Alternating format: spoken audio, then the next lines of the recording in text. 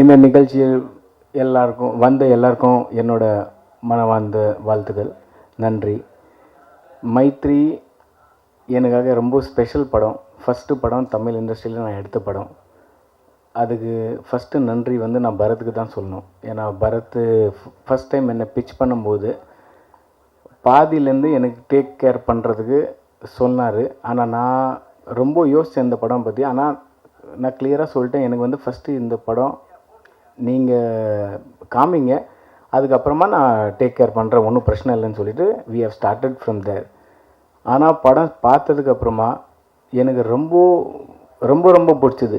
Start to end வரைக்கும் என்னென்ன story line, ஒரு ஸ்கூல்லேருந்து கண்டினியூ ஆகிற ஒரு love angle, it was really good.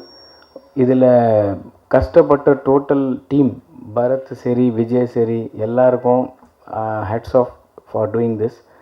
அது இல்லாமல் இன்றைக்கி நிகழ்ச்சியை நீங்கள் பார்த்துருப்பீங்க, ட்ரெய்லர், ஆடியோ லான்ச் எல்லாமே. ட்ரெய்லர் பார்த்தது வரைக்கும் நான் பெருசாக சொல்லி பூஸ்ட் பண்ணிட்டெல்லாம் நான் சொல்ல விரும்பலை.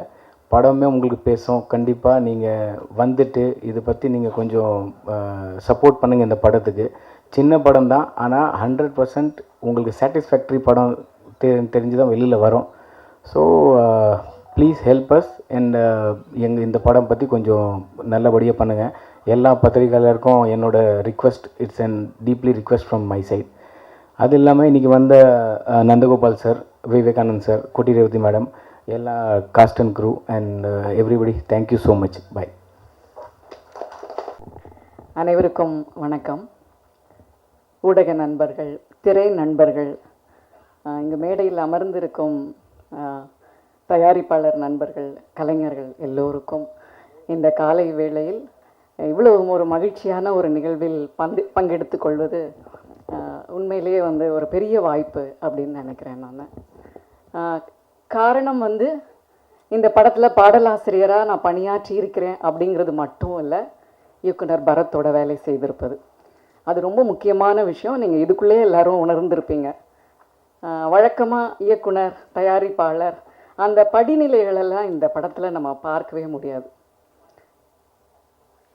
திரைத்துறையில் இயக்குனராக இருப்பது என்பது மிகுந்த தனிமையான பயணம். கூப்பிட்டா அசிஸ்டன்ட்ஸ் ஓடி வருவாங்க, காஃபி வரும், சாப்பாடு கிடைக்கும், 100-200 பேர் செட்டில் வேலை செய்வாங்க, ஒரு கன்வேயர் பெல்ட்டில் ஏறின மாதிரி இருக்கும்.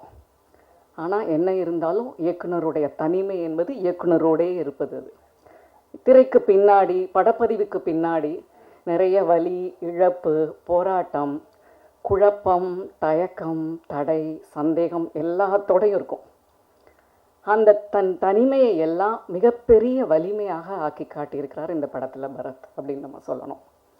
அடுத்த முக்கியமான விஷயம், சினிமானா ஒரு டெம்ப்ளேட் இருந்துகிட்டே இருக்குது. இன்றைக்கு வரைக்கும் அந்த டெம்ப்ளேட்டை ஏதோ ஒரு நோக்கத்திற்காக, வணிக நோக்கத்திற்காக அல்லது மற்ற சமூக நோக்கங்களுக்காக இன்றைக்கு வரைக்கும் நம்ம வலியுறுத்திக்கிட்டே இருக்கோம். அந்த டெம்ப்ளேட்டை தகர்த்திருக்கார் பாரத் இதில். அதாவது நம்ம வழக்கமான சொற்களெல்லாம் பயன்படுத்துவோம், அதிக வயலன்ஸ், பாலியல் விஷயங்கள், குத்துப்பாட்டு, இந்த மாதிரி. அது மாதிரியெல்லாம் இல்லாமல், அது நீங்கள் மேக்கிங்லேயே பார்த்துருப்பீங்க, மேக்கிங்லேயே நிறையா நீங்கள் கதையை உள் உணர்ந்து கொள்ள முடியும். அந்த மாதிரி அவர் பண்ணியிருக்கார் இந்த படத்தை. அண்ணல் அம்பேத்கரினுடைய கருத்தியலில் ஊறியவள் நான். அதனால் எனக்கு என்ன தோணும் அப்படின்னா, நன்றி, அந்த கருத்தியலை உள்வாங்கிய நிறைய கலைப்படைப்புகள் வரவேண்டிய அவசியம் இந்த சமூகத்தில் எப்பவும் இருந்துகிட்ருக்கு. பரத் மாதிரி நூற்றுக்கணக்கான இயக்குனர்கள் வரவேண்டிய அவசியம் இருக்குது. முழு இந்தியாவிற்கும் இதை பேன் இண்டியா படம்னே நம்ம சொல்லலாம், பேன் இண்டியன் ஃபில்ம்னு நம்ம அவசியம் சொல்லி ஆகணும் அப்படின்னு நினைக்கிறேன். ஏன்னா நாட்டுப்பற்று மிக்க எவருக்கும், சமூக பற்று, சமூக மக்கள் மேலே அக்கறை இருக்கிற எவருக்கும் இந்த மாதிரியான ஒரு உணர்வு உள்ளூர இருந்து கொண்டே இருக்க வேண்டும். அதனுடைய இளைய தலைமுறையினுடைய முதல்வனாக நம்ம பரத்தை முன்வைக்கலாம் அப்படின்னு நான் நினைக்கிறேன். சினிமாவை நம்ம எப்பொழுதும் ஒரு கனவு தொழிற்சாலை அப்படின்னு சொல்கிறோம். அது ரொம்ப வழக்குழிந்து போயிடுச்சு அப்படின்னு நினைக்கிறேன் நான். அது நகர்ந்து எப்போவோ போயிடுச்சு, ஆனால் நம்ம அதை கனவு தொழிற்சாலைன்னு சொல்கிறோம். ஆனால் அப்படி இல்லை, அது எப்போவோ சமூகத்திற்கு மத்தியில் இறங்கி அது நமது கதை, நமது கருத்து எல்லாவற்றையும் குழைத்த ஒரு உணர்வு தொழிற்சாலையாக மாறி இருக்கு. குறிப்பாக தமிழ்நாட்டில் வந்து சினிமா வந்து எங்கெங்கும் எப்பொழுதும் இருந்துகிட்டே இருக்குது நமக்கு மத்தியில். ஆனால் அதை நகர்த்தி வைத்து ஒரு கவர்ச்சியான ஒரு ஊடகமாகவே பார்க்கும் நிலை வந்து மாற வேண்டும். அதுவும் இந்த திரைப்படத்தில், மைத்ரி படத்தில் மாறியிருக்கிறது என்று நான் நம்புகிறேன். இயக்குனர் பரத் தான் இதில் கதாநாயகனாகவும் நடித்திருக்கிறார். 2 கதாபாத்திரமாக இதில் பண்ணியிருக்கிறார். அவர் இயக்குனராகவும் செய்திருக்கிறார், கதாநாயகனாகவும் பண்ணியிருக்கிறார். கதாநாயகனை விட இயக்குனர் கதாபாத்திரம் வந்து மேலோங்கி இருக்கிறது என்று நான் நம்புகிறேன். எப்பொழுதும் சொல்லுவாங்க, இலக்கை விட, சென்று சேரும் இலக்கை விட பயணம்தான் ரொம்ப முக்கியம் அப்படின்னு சொல்லுவாங்க. நான் ஒரு சித்த மருத்துவர், சித்தர்களுடைய தத்துவங்களில் பெரிய நம்பிக்கை கொண்டவள். அப்படி பார்க்கும் பொழுது இந்த படத்தோட பயணத்தை நாங்கள் அவ்வளோ என்ஜாய் பண்ணோம், அவ்வளோ அனுபவித்தோம். நீங்கள் பார்த்தீங்கன்னா ஒரு கூட்டுறவு, ஒரு கூட்டு மனசாட்சியாக இந்த படம் வந்து இருந்திருக்கு. இயக்குனர் பரத் தான், தயாரிப்பாளர் வந்து தருண்குமார் தான். ஆனால் இந்த படத்துக்குள்ளே வந்து வேலை செய்த பணியாற்றிய எல்லோருமே இந்த படத்தினுடைய கூட்டு மனசாட்சியாக இருப்பாங்க. அது ரொம்ப ஒரு ரேர் ஃபினாமினல், ஒரு அரிய ஒரு பண்பு அப்படின்னு நினைக்கிறேன். அதை இந்த படத்தில் நம்ம உள்வாங்க முடிஞ்சது அப்படின்னு நினைப்பேன் நான்.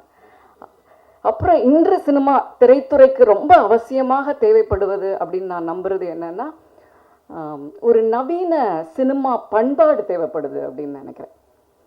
அதையும் இந்த படத்தில் வந்து செயல்படுத்த முயற்சி செஞ்சுருக்காங்கன்னு நினைக்கிறேன். ஏன்னா நான் ஷூட் ஸ்பாட்லாம் போகல, அதெல்லாம் தெரியாமல் நான் சில விஷயங்களை சொல்ல முடியாது.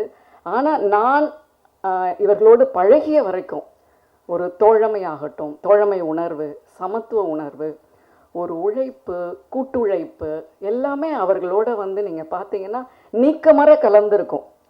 அது வந்து ரொம்ப அவசியம். சினிமான்னா அதுதான் இன்றைக்கி நமக்கு. ஏன்னா இன்று வந்து நமக்கிடையில் இருக்கிற வலிமையான ஊடகம், நிறைய கலைஞர்களை உள்வாங்கிய ஊடகம், நம்ம எல்லோருக்கும் சமூகத்திற்கு கம்யூனிகேட் பண்ணுறதுக்கான தொடர்பு ஊடகமாக இருப்பது வந்து சினிமா தான். அப்படிங்கிறதையும் இந்த படத்தில் வந்து அப்படியான ஒரு புதிய பண்பாட்டை வந்து அவர்கள் வந்து செயல்படுத்துகிறாங்க. இது வந்து தொடர வேண்டும் என்ற வேண்டுகோளை நான் முன்வைக்கிறேன். இது ரொம்ப அவசியம் இன்று. அப்போ தான் சினிமா வந்து மக்களினுடைய ஊடகமாக மாறும். மக்கள் வந்து, அதாவது ஏன் வந்து சினிமாவால் பல நேரம் வந்து மக்கள் ஏமாற்றப்படுகிறார்கள் அப்படின்னா, அது தள்ளி வைக்கப்பட்டு இருக்கிறது எப்பொழுதும் மக்களிடமிருந்து. அந்த நிலை மாறுவதற்கான வாய்ப்பாக மைத்ரி கண்டிப்பாக இருக்கும் அப்படிங்கிறத நான் உணர்றேன். அது தொடர்வதில் அதான் இருக்குது அந்த சவாலும் அந்த சாதனையும். அது வந்து சாதாரணமானதில்லை, தொடங்குவது மிக எளிது. அதை நீண்ட காலத்திற்கு அந்த பண்பாட்டை சமூக பண்பாடாக மாற்றுவது தான் ரொம்ப முக்கியம் அப்படின்னு நினைக்கிறேன். அடுத்து இந்த படத்தில் வந்து பாடலாசிரியராக பணியாற்றிய அனுபவம் அப்படின்னா நான் ஏற்கனவே நிறைய பேசியிருக்கேன். ஆனால் ஏஆர் ரஹ்மான் அவர்களுக்கு நெஞ்சே எழு பாடல் எழுதியதற்கு பின்பு வெகு சில பாடல்களில் தான் இந்த பாடலில் கிடைச்ச எனக்கு அந்த சுதந்திர உணர்வு கிடைச்சிது அப்படின்னு நினைப்பேன். ரொம்ப விடுதலையான ஒரு மன உணர்வோடு நான் எழுதினேன், முழு உத்வேகத்தோடு எழுச்சியோடு எழுதினேன். அப்படி எழுதும் போதே அந்த பாடல் வந்து உங்களுக்கு ரொம்ப நெருக்கமான ஒரு உண்மையான பாடலாக மாறிடுது. அந்த வாய்ப்புக்கு மிகுந்த நன்றி ஜோயலுக்கும் பரத்க்கும். ஏன்னா ஜோயல் பாடியிருக்காங்க, பிரியங்கா பாடியிருக்காங்க. ரொம்ப ஒரு உண்மையான ஒரு ஏக்கம் தொனிக்க பாடியிருக்கிறாங்க. நான் உண்மையிலே இந்த படத்தில் பாடல் எழுதிய அந்த ஒரு வாய்ப்புக்காக நான் மிகுந்த நன்றிகளை கூறிக்கொள்கிறேன். நான் ஏற்கனவே சொன்னது போல் பயணம் ரொம்ப முக்கியமானது. எப்படி நம்ம பயணிக்கிறோமோ அதுதான் இலக்கை தேர்ந்தெடுக்கிறது என்ற நம்பிக்கையுடையவள். அப்படி பார்த்தால் நிலம், நீர், காற்று எல்லாம் சேர்ந்து தான் நம்மளுக்கு வந்து தருண்குமார் பாஃப்னாவை இந்த படத்திற்கு அழைத்து வந்திருக்கிறது என்று நான் நம்புகிறேன். ஒரு சரியான தயாரிப்பாளர் வந்து உண்மையிலே வந்து ரொம்ப முக்கியம் ஒவ்வொரு படத்திற்கும். இயக்குனர் வந்து எந்த விஷனில் அந்த படத்தை பார்க்குறாங்களோ, ஏன்னா பரத்குள்ளே வந்து ஒரு ஐடியா இருக்குது. அவர் வந்து அண்ணல் அம்பேத்கரின் கருத்தூரிய ஒரு உள்நிலையிலிருந்து இந்த கதையை ஒரு பெரிய லேண்ட்ஸ்கேப் கொண்டு வந்திருக்கார். எல்லோரும் சின்ன படம், சிறிய படம்னு சொல்கிறாங்க. உண்மையிலே எனக்கு என்னுடைய கற்பனையில் வந்து ஒரு பெரிய லேண்ட்ஸ்கேப் படம். அதை பார்த்து அந்த அனுபவத்திற்குள் நீங்கள் சென்றால்தான் அந்த படம் வந்து உங்களுக்குள்ள என்ன ரசவாதத்தை பண்ணுது அப்படின்னு நீங்கள் அது உணர முடியும். இந்த ட்ரூ லைஃப் ஈவெண்ட்ஸ் முடிக்கணும் என்னம்மா, ட்ரூ லைஃப் ஈவெண்ட்ஸ், இந்த மாதிரி கற்பனைகள் கதாபாத்திரங்கள் எல்லாம் தாண்டி அதை வந்து உங்களுடைய ரத்தத்தோட எலும்போடு இணைப்பதற்கான பணியை வந்து பரத் செஞ்சிருக்காரு. அவரோட தருண்குமார் பாஃப்னா இணைவதில் நான் பெருமகிழ்ச்சி அடைகிறேன். சார், மூளை முடுக்கெல்லாம் இந்த படத்தை கொண்டு சேருங்கள், மக்களின் மன இடுக்கெல்லாம் இந்த படம் சென்று சேர வேண்டும் என்ற வேண்டுகோளை உங்கள் முன் வைத்து வந்திருக்கும் அனைவருக்கும் என் நன்றியை கூறிக்கொண்டு நிறைவு செய்கிறேன். Hi everyone. முன்னாடி அவங்க சொல்லிட்டாங்க இதான் எல்லாமே டாமினேட்டிங் கேரக்டராக பண்ணுன்னு, அதுதான் ரியாலிட்டி. இதில் ஒரு இமோஷ்னலான ஒரு கேரக்டர் கொடுத்தாங்க, ஒரு அம்மா கேரக்டர். எல்லா வீட்லேயும் அம்மாவுக்கு ஒரு இமோஷன்ஸ் இருக்கும், because she is the leader for that, she is a home maker. So அவங்க கையில் தான் என்டையர் ஃபேமிலியே இருக்குது. ஸோ அந்த மாதிரி ஒரு கேரக்டர் என்னை நம்பி கொடுத்ததுக்கு நான் பரத் சருக்கு தேங்க்ஸ் சொல்கிறேன். And my special thanks to the producer sir for supporting the entire team, and my best wishes to the entire team of Maitri, because celebrate da enakku anga theriyum. My thanks to Robin sir and few people like Pooja, Nisha and all. So I appreciate the entire team for their hard work and sincerity illama ivlo varsham kalichu idu oru grand success aaka mudiyadhu. So God bless you all. Have a nice day. Thank you.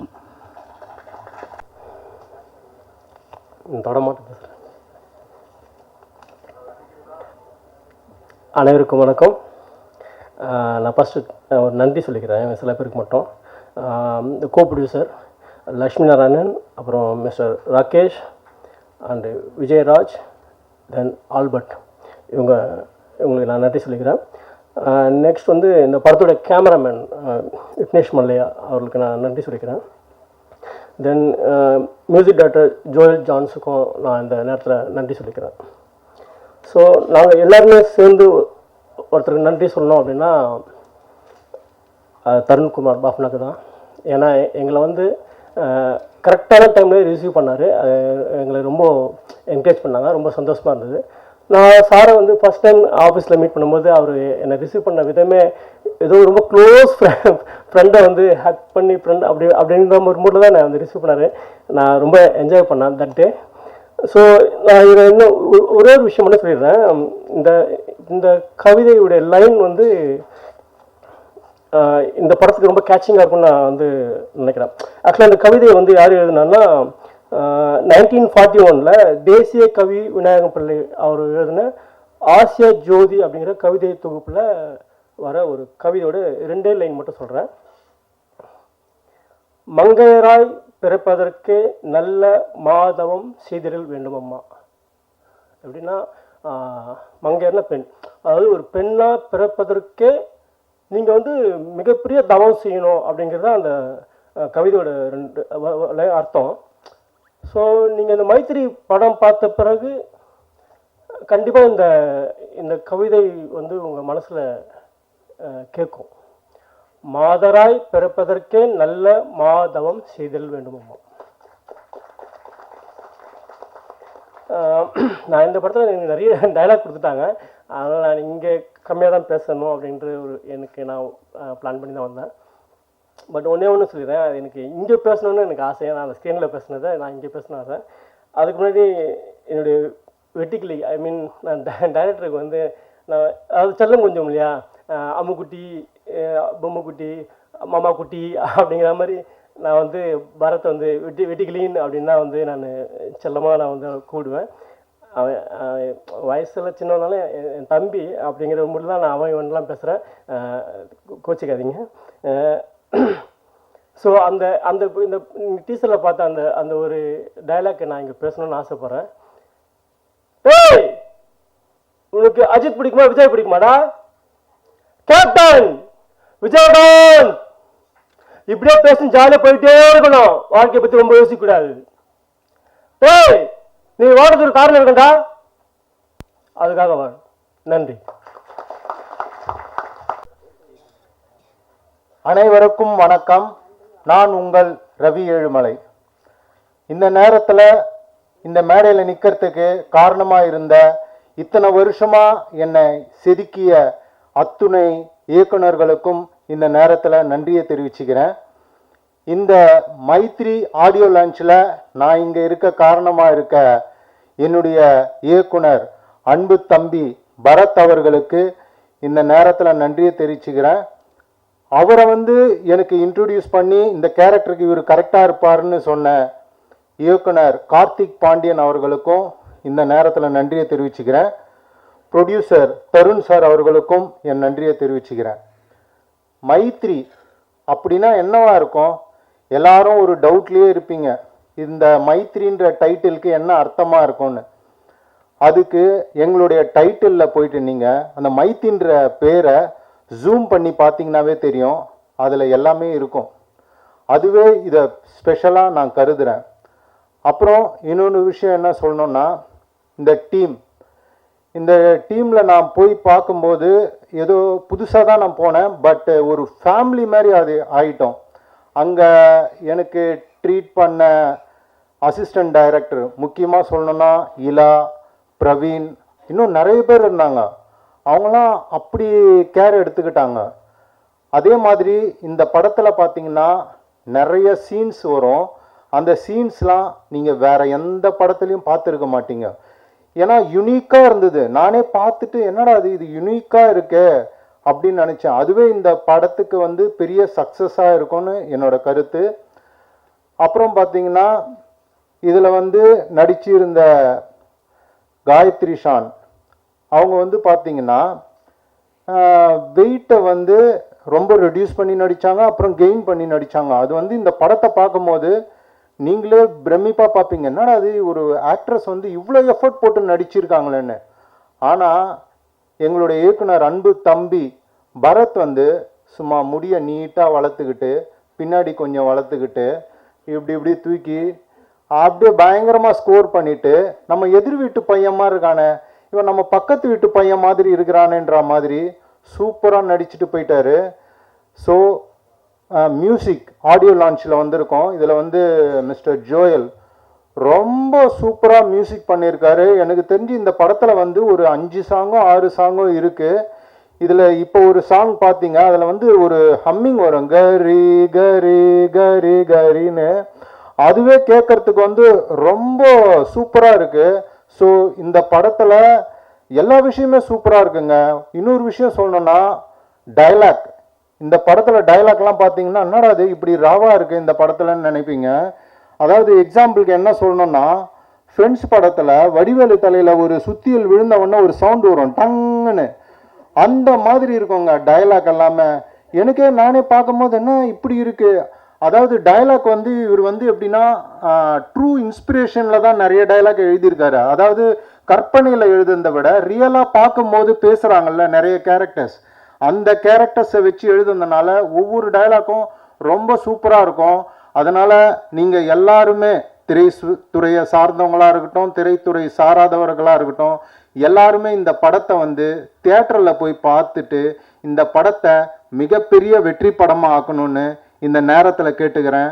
அதே மாதிரி media பீப்புளும் இந்த மாதிரி சின்ன படங்களுக்கு நல்ல support கொடுத்து இந்த படத்தை பெரிய படமாக ஆக்கணும். ஏன்னா இந்த படம்லாம் பெரிய படமாகனா அவங்க எல்லாருமே அடுத்தடுத்து படம் பண்ண கண்டிப்பாக ரெடியாக இருக்காங்க. அதனால் உங்கள் எல்லாருடைய சப்போர்ட்டும் வேணும்னு இந்த நேரத்தில் கேட்டுக்கொள்கிறேன். நன்றி, வணக்கம்.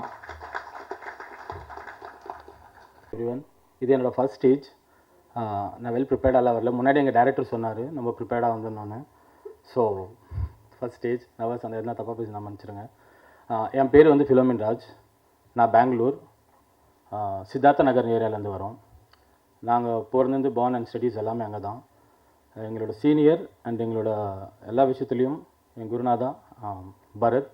இந்த படத்தில் எனக்கு இவ்வளோ பெரிய விஷயத்த நம்பி உன்னால் பண்ண முடியும், நீ பண்ணு, நீ நில்லு, கண்டிப்பாக இது எல்லாமே பண்ணுவேன். நாங்கள் பண்ண ஒர்க் எல்லாமே ரொம்ப சின்னது தான். என்னை நம்பி இவ்வளோ பெரிய விஷயத்தை என் கையில் கொடுத்து கண்டிப்பாக நீ இது பண்ணுவேன்னு த கேப்டன் ஆஃப் ஷிப் எனக்கு இது கொடுத்ததுக்கு ரொம்ப பெரிய நன்றி. என்னோடய ஃபர்ஸ்ட் ஸ்டேஜ். அண்ட் நான் ஒரு சின்ன தேங்க்ஸ் சொல்லிக்கிறேன் எல்லாருக்கும். அக்கா, மாமா, ஆண்டி, மாமா அண்டு அண்ணா, ராகேஷ் அண்ணா, விஜய்னா அண்டு எங்கள் அம்மா தேங்க்ஸ் மீ.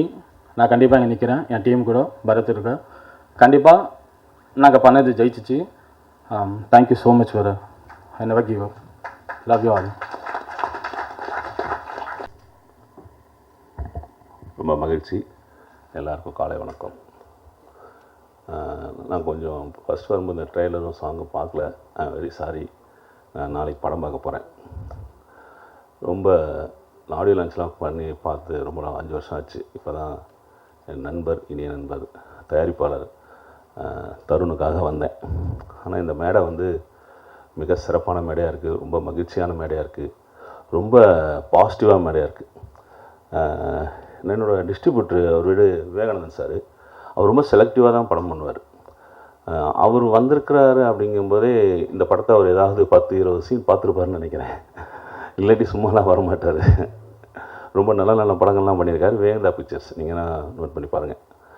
ஆனால் என்னோடய பேனரில் நான் ஒரு 10 படம் பண்ணியிருக்கேன். அதில் 8 டேரக்டர் எல்லாமே டெபியூட் தான். மியூசிக் டேரக்டர் ஒரு 5-6 மியூசிக் டேரக்டர் எல்லாம் டெபியூட் தான். இங்கே நிறைய பேர் டெபியூட்டாக இருக்கனால எனக்கு ரொம்ப மகிழ்ச்சி. பரத்தை பற்றி ரொம்ப நல்லா பேசினாங்க. கண்டிப்பாக அது தாண்டி அவர் நிறையா புக்ஸ் படிப்பாருன்னு சொன்னாருங்க. அதனால் கண்டிப்பாக ஒரு எத்திக்ஸான ஒரு மூவியாக இருக்கும்னு நான் நினைக்கிறேன். இந்த படத்துடைய டிசைன், அந்த மைத்ரிங்கிறதெல்லாம் பார்க்கும்போது எனக்கு ஒரு மைனா படம் ஞாபகம் வருது. அந்த படத்துக்கும் எனக்கும் நிறைய ரிலேஷன்ஷிப் இருக்குது. அது நான் இதை கொஞ்சம் மிஸ் பண்ணிட்டேன். காலையில் இந்த சாங் வந்து பார்த்துருந்தா ரொம்ப அழகாக, ரொம்ப இந்த பத்திரிகை நண்பர்களுக்கு ரொம்ப அழகாக சொல்லியிருப்பேன். கண்டிப்பாக நீங்கள் வந்து பத்திரிகை நண்பர்களே, டிஜிட்டல் மீடியா நிறையா இருக்குது. நீங்கள் இந்த சின்ன படத்துக்கெல்லாம் நீங்கள் நிறையா எக்ஸ்போசர் பண்ணுங்கள். பெரிய பெரிய நடிகர்கள்லாம் வரும்போது நிறையா நடக்கிறது, போகிறது, வர்றது எல்லாமே வீடியோ ஷார்ட்ஸ் போடுறீங்க. அது உங்களுக்கு ரெவென்யூ தருது, அதை நான் ஒத்துக்கிறேன். கண்டிப்பாக இந்த மாதிரி சின்ன படங்கள் நீங்களாம் படத்தை பாருங்கள். பார்த்துட்டு ரொம்ப நல்லா இருந்துச்சுன்னா நல்லா எக்ஸ்போசர் பண்ணுவீங்க. யூஸ்வலாகவே நல்ல படங்களுக்கு எப்போயுமே எஃபெக்ட் கொடுப்பீங்க. இன்னும் நிறைய எஃபெக்ட் கொடுக்கணும்னு நான் உங்களை வேண்டிக்கிறேன். இங்கே நிறைய பேர்த்துக்கு தேங்க்ஸ் சொல்லணும். குட்டிரேவதி மேடம் எல்லாம் ஒர்க் பண்ணியிருக்காங்க அப்படின்னா அவங்கள நான் அவங்களுக்கு வந்து எனக்கு 5 வருஷமாக 6 வருஷமாக உங்களுக்கு தெரியும். எனக்கு சும்மாலாம் வெறும் வார்த்தையெல்லாம் பேச மாட்டாங்க. ஒரு விஷயம் இல்லாமல்லாம் அவங்க வந்து வரவும் மாட்டாங்க, பேசவும் மாட்டாங்க. ஸோ இந்த மேடை ரொம்ப சிறப்பான மேடை. மியூசிக் டைரக்டரை பற்றி நடிகர் சொன்னார். மற்றபடி எல்லோரும் பேசினாங்க. கிட்டத்தட்ட 7-8 சாங் இருக்குதுன்னு நினைக்கிறேன். அப்போனா அந்த 7-8 சாங் எத்தனை நிமிஷத்தில் இருக்குதுன்னு தெரியல. அதெல்லாம் ரொம்ப நல்லா வந்திருக்கா தெரியுது. இதில் நான் பார்க்காதனால நான் எதையும் பேசலை. ஆனால் ரொம்ப மேடை ரொம்ப பாசிட்டிவான மேடையாக இருக்குது. இங்கே இருக்க கேமராமேன் சரி நண்பர், தயாரிப்பாளர், கோ ப்ரொடியூசர்ஸ்லாம் ஒரு 2-3 பேர் இருக்காங்க. அப்போல்லாம் அவங்களாம் வராங்க அப்படின்னா ஒரு புதுசாக வந்திருக்காங்களான்னு எனக்கு தெரியாது. அப்படி வராங்கன்னா சும்மா ஒரு மொத்தமாகவே பரத்தையும் அந்த கதையும் நம்பி வந்திருப்பாங்க. என்னோடய நண்பர் தருண்குமாரையும் நம்பி வந்திருப்பாங்கன்னு தான் நம்புகிறேன். கண்டிப்பாக இது ஒரு சிறந்த படமாக இருக்கும். டைட்டிலே ஒரு நல்ல சூப்பராக இருக்குல்ல, ரொம்ப அருமையாக மைத்ரி, ரொம்ப நல்லா நேம் சொல்லணும்னு நான் நினச்சேன். ஆனால் அந்த எழுத்துக்குள்ளே நிறையா அந்த வார்த்தைக்கு நிறையா இருக்குதுன்னு பரத் என்கிட்ட பக்கத்தில் உட்காந்துக்கும் போது சொன்னார். ஸோ நானும் இது எக்ஸ்பெக்டேஷன் இருக்கேன். கண்டிப்பாக இது வெற்றி படமாக அமையணும், இறைவனை வேண்டிக்கிறேன். ரொம்ப தேங்க்யூ. அரங்கத்தில் அமர்ந்திருக்கும் அத்தனை நல்லுள்ளங்களுக்கும், மேடையில் வீட்டிருக்கும் மரியாதைக்குரிய ஆளுமைகளுக்கும் காலை வணக்கம். ஒரு ஆடியோ லான்ச்சுக்கு வரப்போது அந்த பாட்டு எப்படி இருக்கும், ட்ரெய்லர் எப்படி இருக்குங்கிறது தெரிஞ்சுக்கிறதெல்லாம் விட கவிதா இன்னைக்கு என்ன பேச போகிறாங்க அப்படிங்கிறது ஆர்வம் அதிகமாக இருக்குது. Hats off. நீங்கள் வந்து நிறைய படங்களுக்கு ஒரே இயக்குனருக்கு நிறைய எழுதுறது பெரிய விஷயம். வாழ்த்துக்கள்.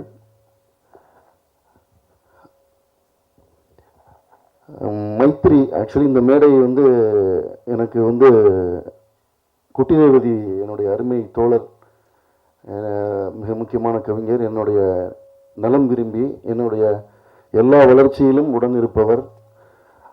அவங்க தான் முதல்ல கூப்பிட்டு அந்த மாதிரி இந்த படத்தை சொன்னாங்க. அப்புறமா பரத் ஃபோனில் பேசினார். இந்த மைத்ரி படம் வந்து நிறைய அது சம்மந்தமாக ஃபோனில் பேசியிருக்கிறோம். போன வாரம் கூட அதோட ஸ்க்ரீனிங் கூப்பிட்டாங்க. நான் அங்கே லொக்கேஷன் பார்க்குறதுக்காக காயல்பட்டினம்ல இருந்ததுனால வர முடியல, மன்னிக்கணும். ஆக்சுவலி மைத்ரி படத்தை ட்ரெய்லர் பார்க்கும்போது ரொம்ப சென்சிட்டிவாக, ரொம்ப டீப்பான ஒரு மெசேஜோடு இருக்குது. அவங்களுடைய மெர்சிலெல்லாம் பேந்தர்ஸ் அப்படின்னு இருக்கு. நிறைய குறியீடுகள் இருக்கு டைட்டிலில். இந்த நேரத்தில் நான் ஆப்பா ராசா அந்த மேடையில் இருக்கிறதுனால நிறைய இந்த மேடையில் அதை சொல்லியிருக்கிறேன். இருந்தாலும் ஆப்பா ராசா இருக்கிறதுனால அதை சொல்கிறதுனால இன்னும் பொருத்தமாக இருக்குன்னு நினைக்கிறேன். 2010 என்னுடைய அவள் பெயர் தமிழரசி ரிலீஸ் ஆன புதுசில் அவர் அப்போ பத்திரிகை நிருபராக இருந்தார். புதிய பார்வை பத்திரிகையில் நிருபராக இருந்தார். என்னை சந்தித்து ஒரு பேட்டி எடுத்தார். அப்போ அந்த பேட்டி எடுக்கும்போது அது ரொம்ப விரிவான ஒரு பேட்டி. 2010 அந்த பேட்டியில் தலித் சினிமா, விளிம்பு நிலை மக்கள், ஏழை ஒடுக்கப்பட்ட மக்கள் அப்படிங்கிறத பற்றி நீண்ட ஒரு இன்டர்வியூவாக இருந்தது. அதோட டைட்டிலே தமிழின் அடுத்த கட்ட சினிமா தலித் சினிமா அப்படிங்கிறதா 2010. அப்போ அதில் ஒரு இடத்துல சொல்லியிருந்தேன், இனி வரக்கூடிய காலங்களில் தலித் சமூகங்களில், குறிப்பாக ஒடுக்கப்பட்ட சமூகங்களிலிருந்து படைப்பாளிகள் மேலெழுந்து வருவார்கள். மறுக்கப்பட்டவர்களின் கதைகளை தொடர்ச்சியாக இங்கு பேசப்படும் அப்படின்னு சொல்லியிருந்தேன். அதுக்கு ஒரு பெரிய வியாபாரத்தளம் உருவாகும் அப்படின்னு சொல்லியிருந்தேன். அப்போ ஃபேஸ்புக்கில் அந்த இன்டர்வியூ வரும்போது பயங்கர சண்டைலாம் இருந்துச்சு. நிறைய பேர் என்கிட்ட சினிமாவில் குட் சினிமா, பேட் சினிமா தான் இருக்குது, தலித் சினிமான்னு ஒன்று இல்லை அப்படின்லாம் சொன்னாங்க.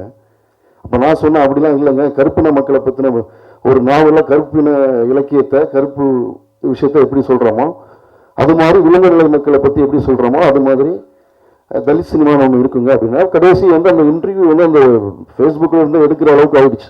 அவ்வளோ வட்டி இருந்தது எனக்கு. அப்புறம் 2012 அட்டகத்தி வருது, 2018 பரியது பெருமாள் வருது. தமிழ் சினிமாவில் தலித் சினிமாவுக்குன்னு ஒரு மார்க்கெட் உருவாகுது. ஆனால் ஆக்சுவலாக உண்மையாகவே சொல்லப்போனால் நம்ம வெளியிருந்து பார்க்கும்போது சினிமாவில் எல்லா காலங்கள்லையுமே எல்லா கதைகளையும் பேசுகிறோம். ஒவ்வொரு காலமும் ஒவ்வொரு கதைக்களங்களுக்கான வியாபாரத்தை கொண்டு வருகிறது. நான் இந்த ஆடியோ லான்ச் அவர் பரத்தை ஹீரோவாக பண்ணியிருக்காருன்னா அதோட ரியல் ஹீரோவை பார்க்குறது தருண்குமார் பஃப்னா சார் தான்.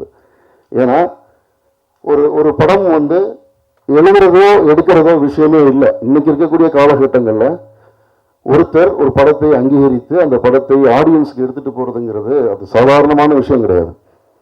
அது குறிப்பாக நடிகர்கள் இல்லாத ஒரு படத்தை, ஏன்னா நான் என்னோட ஹபீபிக்காக அது தேட்டர் விசிட் நிறைய போனேன்.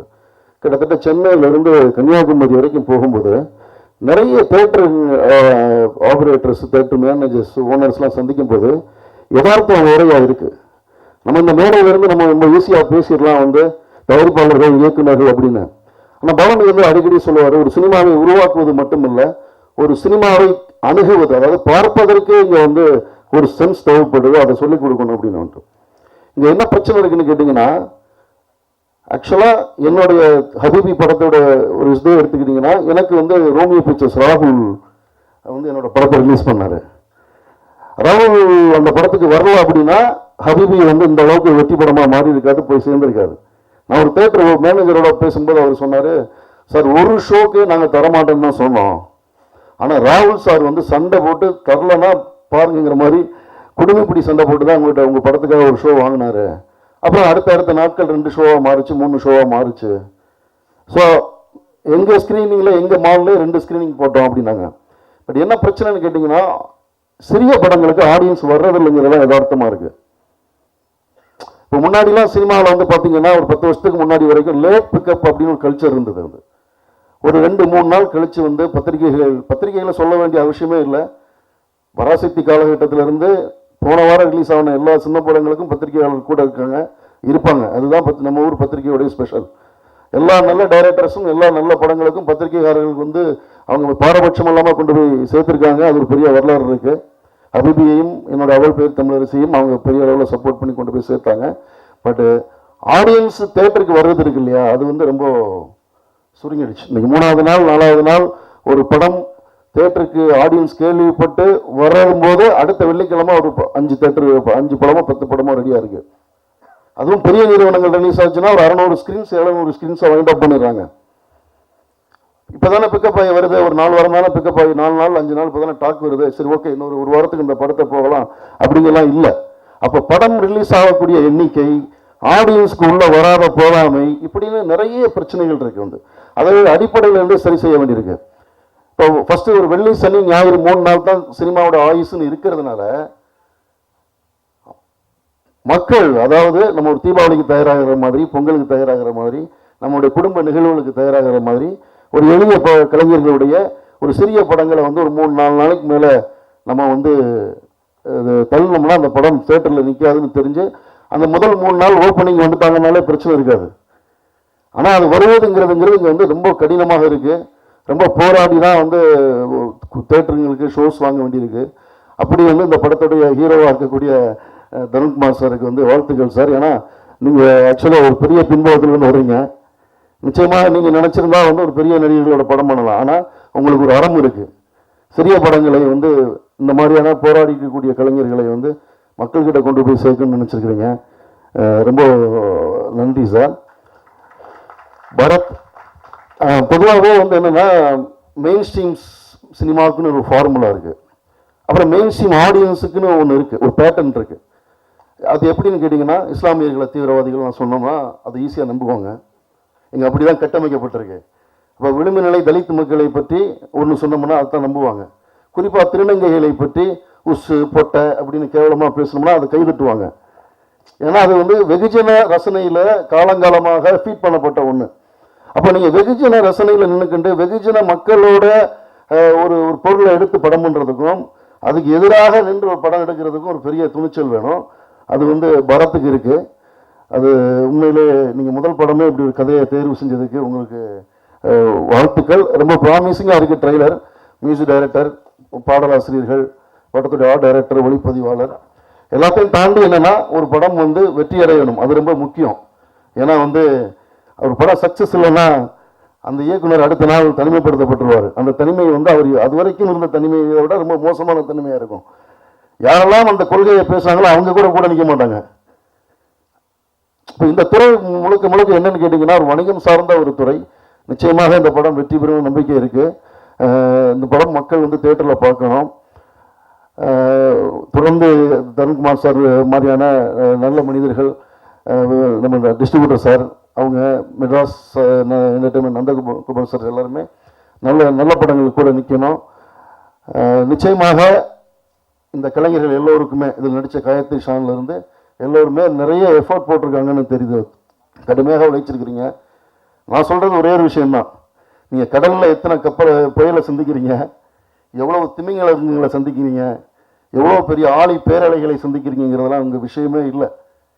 கப்பலை கரை கொண்டு வந்து சேர்த்தமாங்கிறது தான் வரலாறாக மாறும் வந்து. ஸோ கப்பலை கரை கொண்டு வந்து கவனமான முறையில் சேர்க்க வேண்டும் என்பதை நீங்கள் இதுவே ஒரு பெரிய சைனிங்காக தெரியுது.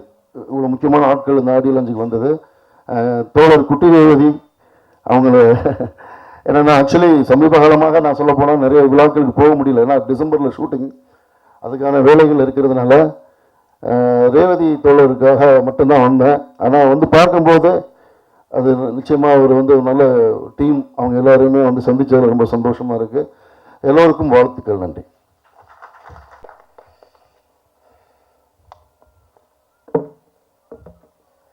நிறைய பேச வேண்டியதாக இருக்கா, ஆனால் டக்குன்னு முடிச்சிடுறேன், கவலைப்படாதீங்க.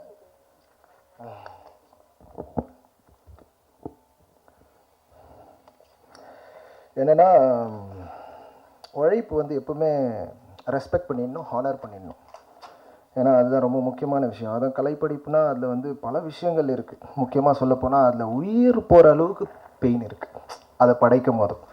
ஸோ அதை வந்து பாராட்டிலன்னா அந்த டைம்லேயே அதை செத்துரும். இந்த படத்தில் அவ்வளோ பெரிய உழைப்பு, கண்ணிலேயே பார்க்க முடியாத அளவுக்கு உழைப்பு இருக்குது. எதுக்கடா தேவையில்லாமல் இவங்களை கூட்டின்னு வந்து இதில் போட்டு டார்ச்சர் பண்ணிட்டோமோன்ற ஒரு பெரிய தயக்கம், பெரிய மன உடைச்சல். இதை எப்படின்னா வெளியே எடுத்துன்னு வந்துடணும், செத்தாலையும் பரவாயில்ல இதை வெளியே எடுத்துன்னு வந்துடுவேன்ற நம்பிக்கை இருந்துச்சு. முடிஞ்ச அளவுக்கு இல்லையா, உழைப்பு செத்துடக்கூடாது. இல்லை, உழைப்பு செத்துச்சுன்னா இந்த சமூகமே செத்துரும். உழைப்பாலேயே நம்ம வந்து ஒடுக்கப்பட்டுட்டே இருக்கும்போது நம்ம உழைப்பு பாராட்டப்படவில்லைன்னா எப்படி? அப்போ எவ்வளோ ஸ்ட்ராங்காக நம்ம நிற்கணும். ஸோ இது வெறும் படமாக மாத்திரம் நான் கன்சிடர் பண்ணவே இல்லை. இது ஒரு ஐடியாலஜி, இது ஒரு சித்தாந்தம், இது ஒரு பிரின்சிபல். இந்த பிரின்சிபலை எப்படி எடுத்துகிட்டு போகிறோம்? ரொம்ப கிராட்டிடியூடோடு எடுத்துன்னு போகிறோம், நன்றியோடு எடுத்துன்னு போகிறோம். அப்போது எல்லாருக்கூடையும் எல்லாருக்கும் சேரும் அப்படின்ற ஒரு நம்பிக்கையோடு எங்கள் ஊரில் எங்கள் சித்தார்த் நகர் பசங்களுக்கு பெரிய நன்றியை தெரிவிச்சுக்கிறேன். ஏன்னா ஷூட்டிங்னாவே அவ்வளோ ஸ்ட்ராங்காக வந்து நிற்பாங்க. சித்தார்த் நகர், கேஜிஎல்இ, காத்தா நகர், இது எல்லாமே வந்து அங்கே இருக்கிற மக்கள் வந்து இந்த கதையை வந்து கதைன்றதை விட எங்களுடைய உழைப்பை வந்து பயங்கரமாக சப்போர்ட் பண்ணாங்க. அப்புறமா Jude Felix hockey academy, Jude sir வந்து அர்ஜுன் அவார்ட் வின்னர். நான் போனேன்னா அவர் பின்னாடி அவரை சுற்றி நிறைய பேர் இருப்பாங்க. பட் ஆனால் இந்த படம் சொல்லி அவர் வந்து சப்போர்ட் பண்ண விஷயம். அதுக்கப்புறம் சண்முகம் சார், இவங்கெல்லாம் ஹாக்கி கோச், இவங்க எல்லாருமே ஸ்ட்ராங்காக இது ஹாக்கி சப்ஜெக்டாக இருக்கிறப்போ இதுக்குள்ளே ரொம்ப ஸ்ட்ராங்காக வந்து ஜூட் ஃபெலிக்ஸ் செபாஸ்டின் அவர் அந்த அகாடமிக்கு ரொம்ப பெரிய நன்றி. அப்புறம் டுமேலா, காஸ்டியூம்ஸ் எல்லாம் பார்க்கும்போது இப்படி போடலாம், இது இப்படி தான் இருக்கட்டும், அது ஃபுல்லாகவே இந்தியன் டீம் போடுற காஸ்டியூம்ஸ் எல்லாமே எங்களுக்கு வெறும் தெரில, நான் பேசின விஷயத்துக்காகவா இல்லை நான் சும்மா லைன் சொன்னதுக்காகவா தெரில, அவ்வளோ பெரிய கான்ட்ரிபியூஷன் பண்ணியிருக்காங்க. அதுக்கப்புறம் அண்ணனுங்க, முக்கியமாக இது போல் சினிமாக்கள் வருதுன்னா அண்ணன்களோட தாக்கம் பயங்கர தாக்கம் இருக்குது. என் கூட உட்காந்து ஒரு 1.5 மணி நேரம் இந்த படத்தை இப்படி தான்டா இருக்கணும், இது இப்படி பண்ணுறா, இப்படி பண்ணாதாண்டா நம்ம வெளியே வர முடியும், நம்மக்கிட்ட பிஸ்னஸ் இல்லைன்னா கூட நம்ம இதை போராடிக்கிட்டே இருக்கணும், ஒரு விஷயத்தையும் ரொம்ப கிளியராக சொன்னேன். ரஞ்சித் அண்ணனுக்கு ரொம்ப பெரிய நன்றி. அப்புறம் என்ன சொல்கிறது, இந்த படத்தில் வந்து ரொம்ப ரொம்ப நெருக்கமாக ட்ராவல் பண்ணி இந்த படத்தை இப்படி தான் எடுத்துகிட்டு போகணும் அப்படின்னு எங்கள் சித்தப்பா அவங்க இருக்காங்க. ஏன் அங்கே இங்கே கனெக்ட் பண்ணுறேன்னா, நாங்கள்லாம் ஒரே அலைன்மெண்ட்டில் தான் போகிறோம். பாபா சாஹிபோடைய அந்த அந்த ஒரு பயணத்தில் ஒரு பகுதி இது. ஸோ அதால் இவங்களுடைய ஐடியாலஜி சினிமாவாக மாறுறதுக்கான முழு உழைப்பு போட்டது வந்து இவங்களுக்கும் பெரிய நன்றியை தெரிவிச்சுக்கிறேன். ஏன்னா இங்கே நிற்கிறதுக்கான ஒரு மெயின் பேஸே அதுதான். அப்புறமா என் குருநாதர், எனக்கு 3 குருநாதர் இருக்காங்க ரொம்ப ஸ்ட்ராங்காக. இவர் வந்து சாம்ராஜ் மாஸ்டர்னு, இந்த 40,000 ஸ்டூடெண்ட் இருக்காங்க. கன்னடா சினிமாவில் இவரை தெரியாத ஆளே இல்லை. இவர் ஸ்டூடெண்ட்ஸ் தான் எல்லா படத்துலையும் இருப்பாங்க. ஸோ அதுலேருந்து வந்தது தான் நானும். ஸோ தேங்க்யூ மாஸ்டர், எவாக்களும் முறையில் மாஸ்டர். அப்புறம் என்னுடைய குருநாதர், ரொம்ப முக்கியமான குருநாதர், காலையில் தூங்கி எழுந்துச்சுனாவே 10 வருஷத்துக்கு முன்னாடி இங்கே சினிமாவை தேடி வரும்போது எங்கள் மாமா பையன் எங்கள் சுரேஷ் அண்ணன் தூங்கி எழுந்துச்சுனா இட்லி இருக்கும் தலைமாட்டில், இதுதாண்டா சினிமா, இப்படி தாண்டா பண்ணோம், லைவாக பண்ணோம், உண்மையாக பண்ணோம், சும்மா ஃபேண்டசின்னு சொல்லியெல்லாம் பண்ண தேவையில்லை, உண்மையான கதையை போனால் அது மக்களுக்கு ரீச் ஆகும்னு சொல்லி கொடுத்த சுரேஷ் அண்ணன் நன்றி. அதுக்கப்புறம் சுப்ரமணியம் சிவா சார், வாய்ப்பு அவ்வளோ ஈஸியாக வந்துடாது. சிவா சார் வந்து அவர் கொடுத்த வாய்ப்பும் சரி, ஒரு போஸ்ட் ப்ரொடக்ஷன் ஒர்க்கு அதுக்குள்ளே இன்வால்வ் பண்ண வச்சதும் சரி, ரொம்ப வருஷமாக அவர் கூட ட்ராவல் பண்ணி நிறைய விஷயத்தை கற்றுன்னு இருக்கேன். முக்கியமாக அவர் எல்லா படத்துலையும் போய் அசிஸ்டன்ட் டைரக்டராக ஒர்க் பண்ணுவார். படம் பண்ணிட்ட பிறகு கூட போய் வெற்றிமாறன் சார் படத்தில் எந்த படத்தில் போனாலே சிவா சார் இருப்பார். அது நான் ஒன்று பார்ப்பேன், இவர் படம் பண்ணிட்ட பிறகு ஏன்டா இங்கே போய் ஒர்க் பண்ணுறாருன்னா, ஒன்று ஃப்ரெண்ட்லியாக போய் ஒர்க் பண்ணணும், இல்லைனா அவர் கற்றுக்கிறதுக்கு ஒர்க் பண்ணணும். ரெண்டுமே ஆரோக்கியமான விஷயமே, ரெண்டுத்தையும் அப்படியே கிராப் பண்ணியிருக்கேன். ஸோ அந்த மாதிரி சிவா சாருக்கு ரொம்ப பெரிய நன்றி தெரிவிச்சுக்கிறேன். அதுக்கப்புறம் ரொம்ப முக்கியமாக ஒரு ப்ரொடியூசர் ஒரு காசு அவ்வளோ ஈஸியாகலாம் வந்துடாது. அப்போ அந்த காசை இன்வெஸ்ட் பண்ணுறதுக்கு எவ்வளோ யோசிப்பாங்கன்னா அவ்வளோ அசால்ட்டாலாம் இல்லை. ஆனால் இதில் இனிஷியல் ஸ்டேஜில் நான் ஒரு கதையை எடுத்துகிட்டு போகும்போதோ என்னை ஷார்ட் ஃபிலிம்லேருந்தே சப்போர்ட் பண்ண எங்கள் மாமா லக்ஷ்மி நாராயணன், அப்புறம் அக்கா, 2 பேருமே வந்து ரொம்ப சென்சிட்டிவாக ஒரு ட்ராவல் இருந்தாலையும் மைத்ரி வந்து இந்த படத்தை எப்படியெல்லாம் எவ்வளோ தூரத்துக்கு நேற்று வரைக்கும் எவ்வளோ தூரத்துக்கு சப்போர்ட் பண்ணியிருக்காங்கன்றது நினைக்கும் போது அதுக்கெல்லாம் வார்த்தையே இல்லை. அதே மாதிரி எமோஷனெல்லாம் பயங்கரமாக ஆயிடுவேன் நான், நல்லா குபீர்னு. கேமராமேன் சொன்னார், ஜி ஸ்டேஜில் கீஜில் அழுதுறாதீங்க ஜின்னு. சத்தியமாக ஆக மாட்டேன் ஜி, ஏன்னா இப்போ தான் நான் வந்திருக்கேன். அதுக்கெல்லாம் அவ்வளோ ஈஸியாக அசர்ற மாதிரி இல்லை. பர்சனலாக ரொம்ப க்ளோஸாக இருக்கிறவங்க, நெருக்கமாக இருக்கிறவங்ககிட்டலாம் வேணால் கதறி அழலாம். இந்த அண்ணன் முன்னாடியெல்லாம் அண்ணன் தெரியும், அண்ணனா நம்ம அண்ணன் சீனியர், நம்மளுடைய சீனியர், சினிமாவில் எங்களுக்கான சீனியர். அண்ணனுக்கெல்லாம் கதறி மெசேஜ் அனுப்பியிருக்கேன். அவரெல்லாம் டே சாரிடா ஏண்டா அப்படின்ற மாதிரி பேசுகிற அளவுக்கு போயிருக்கு. ஸோ அந்த வகையில் அவ்வளோ ஈஸியெல்லாம் அழ மாட்டேன். நிறைய விஷயங்கள் பேச வேண்டியதாக இருக்கிறதால பயங்கர போல்டாக, ஏன்னா இது ஒரு வாரில் இருக்குன்றது எனக்கு நல்லா தெரியுது. கை காலை வெட்டினா கூட படம் பண்ணிக்கிட்டே இருப்போம். ஏன்னா இது எங்களை ஐடியாலஜி, இது எங்களோட சித்தாந்தம். We won't give up. ஏன்னா இது அவ்வளோ ஸ்ட்ராங்காக எடுத்துகிட்டு போகணும் மக்கள்கிட்ட. ஸோ அந்த வகையில் லக்ஷ்மி நாராயணன் அண்ணன் மாமாக்கும் அப்புறம் அக்காவுக்கும் பெரிய நன்றி. சரிங்களா? அப்புறம் அண்ணன் சொன்னாலும் அப்படியே மூச்சு முட்டுற அளவுக்கு, இதுதான் இவ்வளோ தூரம் நான் எப்படின்னா பேசிடுவேனா, இவங்களை பற்றியெல்லாம் பேசினா எப்படி இருக்கும் அப்படின்ற நினைக்கும் போது ரொம்ப போல்டாக இது எப்படி கண்ட்ரோல் பண்ணுவேன்னு தெரியாமல் இருந்தாலும் சரி, முடிஞ்ச அளவுக்கு லைட்டாக கிளான்ஸ் பண்ணிக்கிறேன். அண்ணன் இல்லாமல்லாம் நான் இங்கே இல்லவே இல்லை. பயங்கர ஸ்ட்ராங்கான சப்போர்ட், அது எல்லாருக்குமே தெரியும், டீமில் எல்லாருக்குமே தெரியும். ஏன்னா அது சாதாரணமாகவே ஒரு அண்ணனா அப்படியே ஓகே எல்லாருக்கும் சப்போர்ட் இருக்கலாம். ஆனால் அவர் பயங்கர கிரிக்கெட்டரு. எங்கள் வீட்டில் பயங்கர கப்புங்க இருக்கும். அதெல்லாம் தூக்கி வச்சு ஒரு வாட்டி வீடு ஷிஃப்ட் ஆகும் போதோ அந்த கப்புங்கெல்லாம் எடுத்து லோட் பண்ணிகிட்டு இருக்காரு. நான் வேலைக்கு போகிற நிலமை இல்லை, நீ வேலைக்கு போயே தீரணுன்ட்டார் ஒரு வாட்டி. நீ வேலைக்கு போயே தீரணும், ஏன்னா நீ 10 வருஷத்துக்கு அப்புறம் 10 லட்சம் இல்லை 10 கோடி இருந்தோன்னா கூட இங்கே யாரும் இல்லைன்னா நீ என்ன பண்ணுவ, எல்லாம் வேஸ்ட் ஆகிடும், இப்போத்துக்கு ஃபேமிலியை பார்த்துக்கணுன்னா நீ வேலைக்கு போகணும் அப்படின்ற மாதிரி ஒரு நிலையில் வந்தாச்சு. வீட்டில் ரொம்ப கஷ்டமான சூழ்நிலையில் நானும் ரொம்ப ஃபீல் ஆகிட்டேன். ஏன்னா நான் ஒரு ஷார்ட் ஃபிலிம் பண்ணியிருந்தேன், அது நல்லா வந்துருந்துச்சு. ஆனால் நம்ம டேரக்டர் ஆகிடலாமே, நம்ம எதுக்குடா வேலைக்கு போகணுன்னு. இன்ஜினியரிங் படிச்சிருக்கேன், நல்ல வேலை கிடைச்சிரும், பட் ஆனாலும் அது ஒத்துக்காது இல்லை பேஷன். அப்போது நான் 2 நாள் மனம் உடைச்சல், அதை அவர் புரிஞ்சுக்கினாரு. உன் ஸ்கிரிப்டெல்லாம் என் கப்பு மாதிரி வச்சிடாத, நீ போ, நான் ஃபேமிலியை பார்த்துக்கிறேன், நீ டேரக்டர் ஆகும். இங்கே நிற்கும் போது நான் டேரக்டர் ஆகிட்டேன்னு நினைக்கிறேன். ஸ்கிரிப்டை வைக்கல நான் இல்லை, சரியா.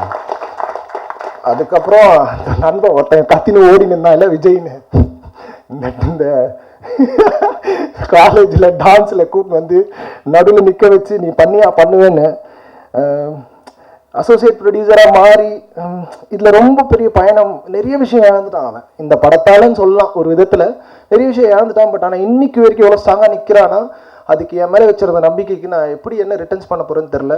கண்டிப்பாக ரிட்டர்ன்ஸ் வந்துடும்ன்ற நம்பிக்கை இருக்கியா பேசின பேச்சில் எல்லாரும், சரியா.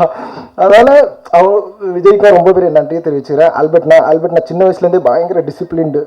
அவரை பார்த்தாலே நம்ம ஏரியா புள்ள என்னடா இவ்வளோ டிசிப்ளினாக இருக்குது, நம்மளாம் அப்படி இல்லவே இல்லையாடா அப்படின்ற மாதிரி இருக்கும். டிசிப்ளினாக நடந்து வருவார், டிசிப்ளினாக நடந்து போவார். பேட்டிங் ஆடும்போது கூட ராகுல் டிராவிட் மாதிரியே பிஹேவ் பண்ணுவார்.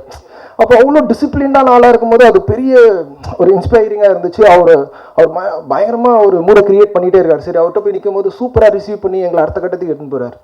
ஸோ ஆல்பர்ட் எனக்கு ரொம்ப பெரிய நன்றி.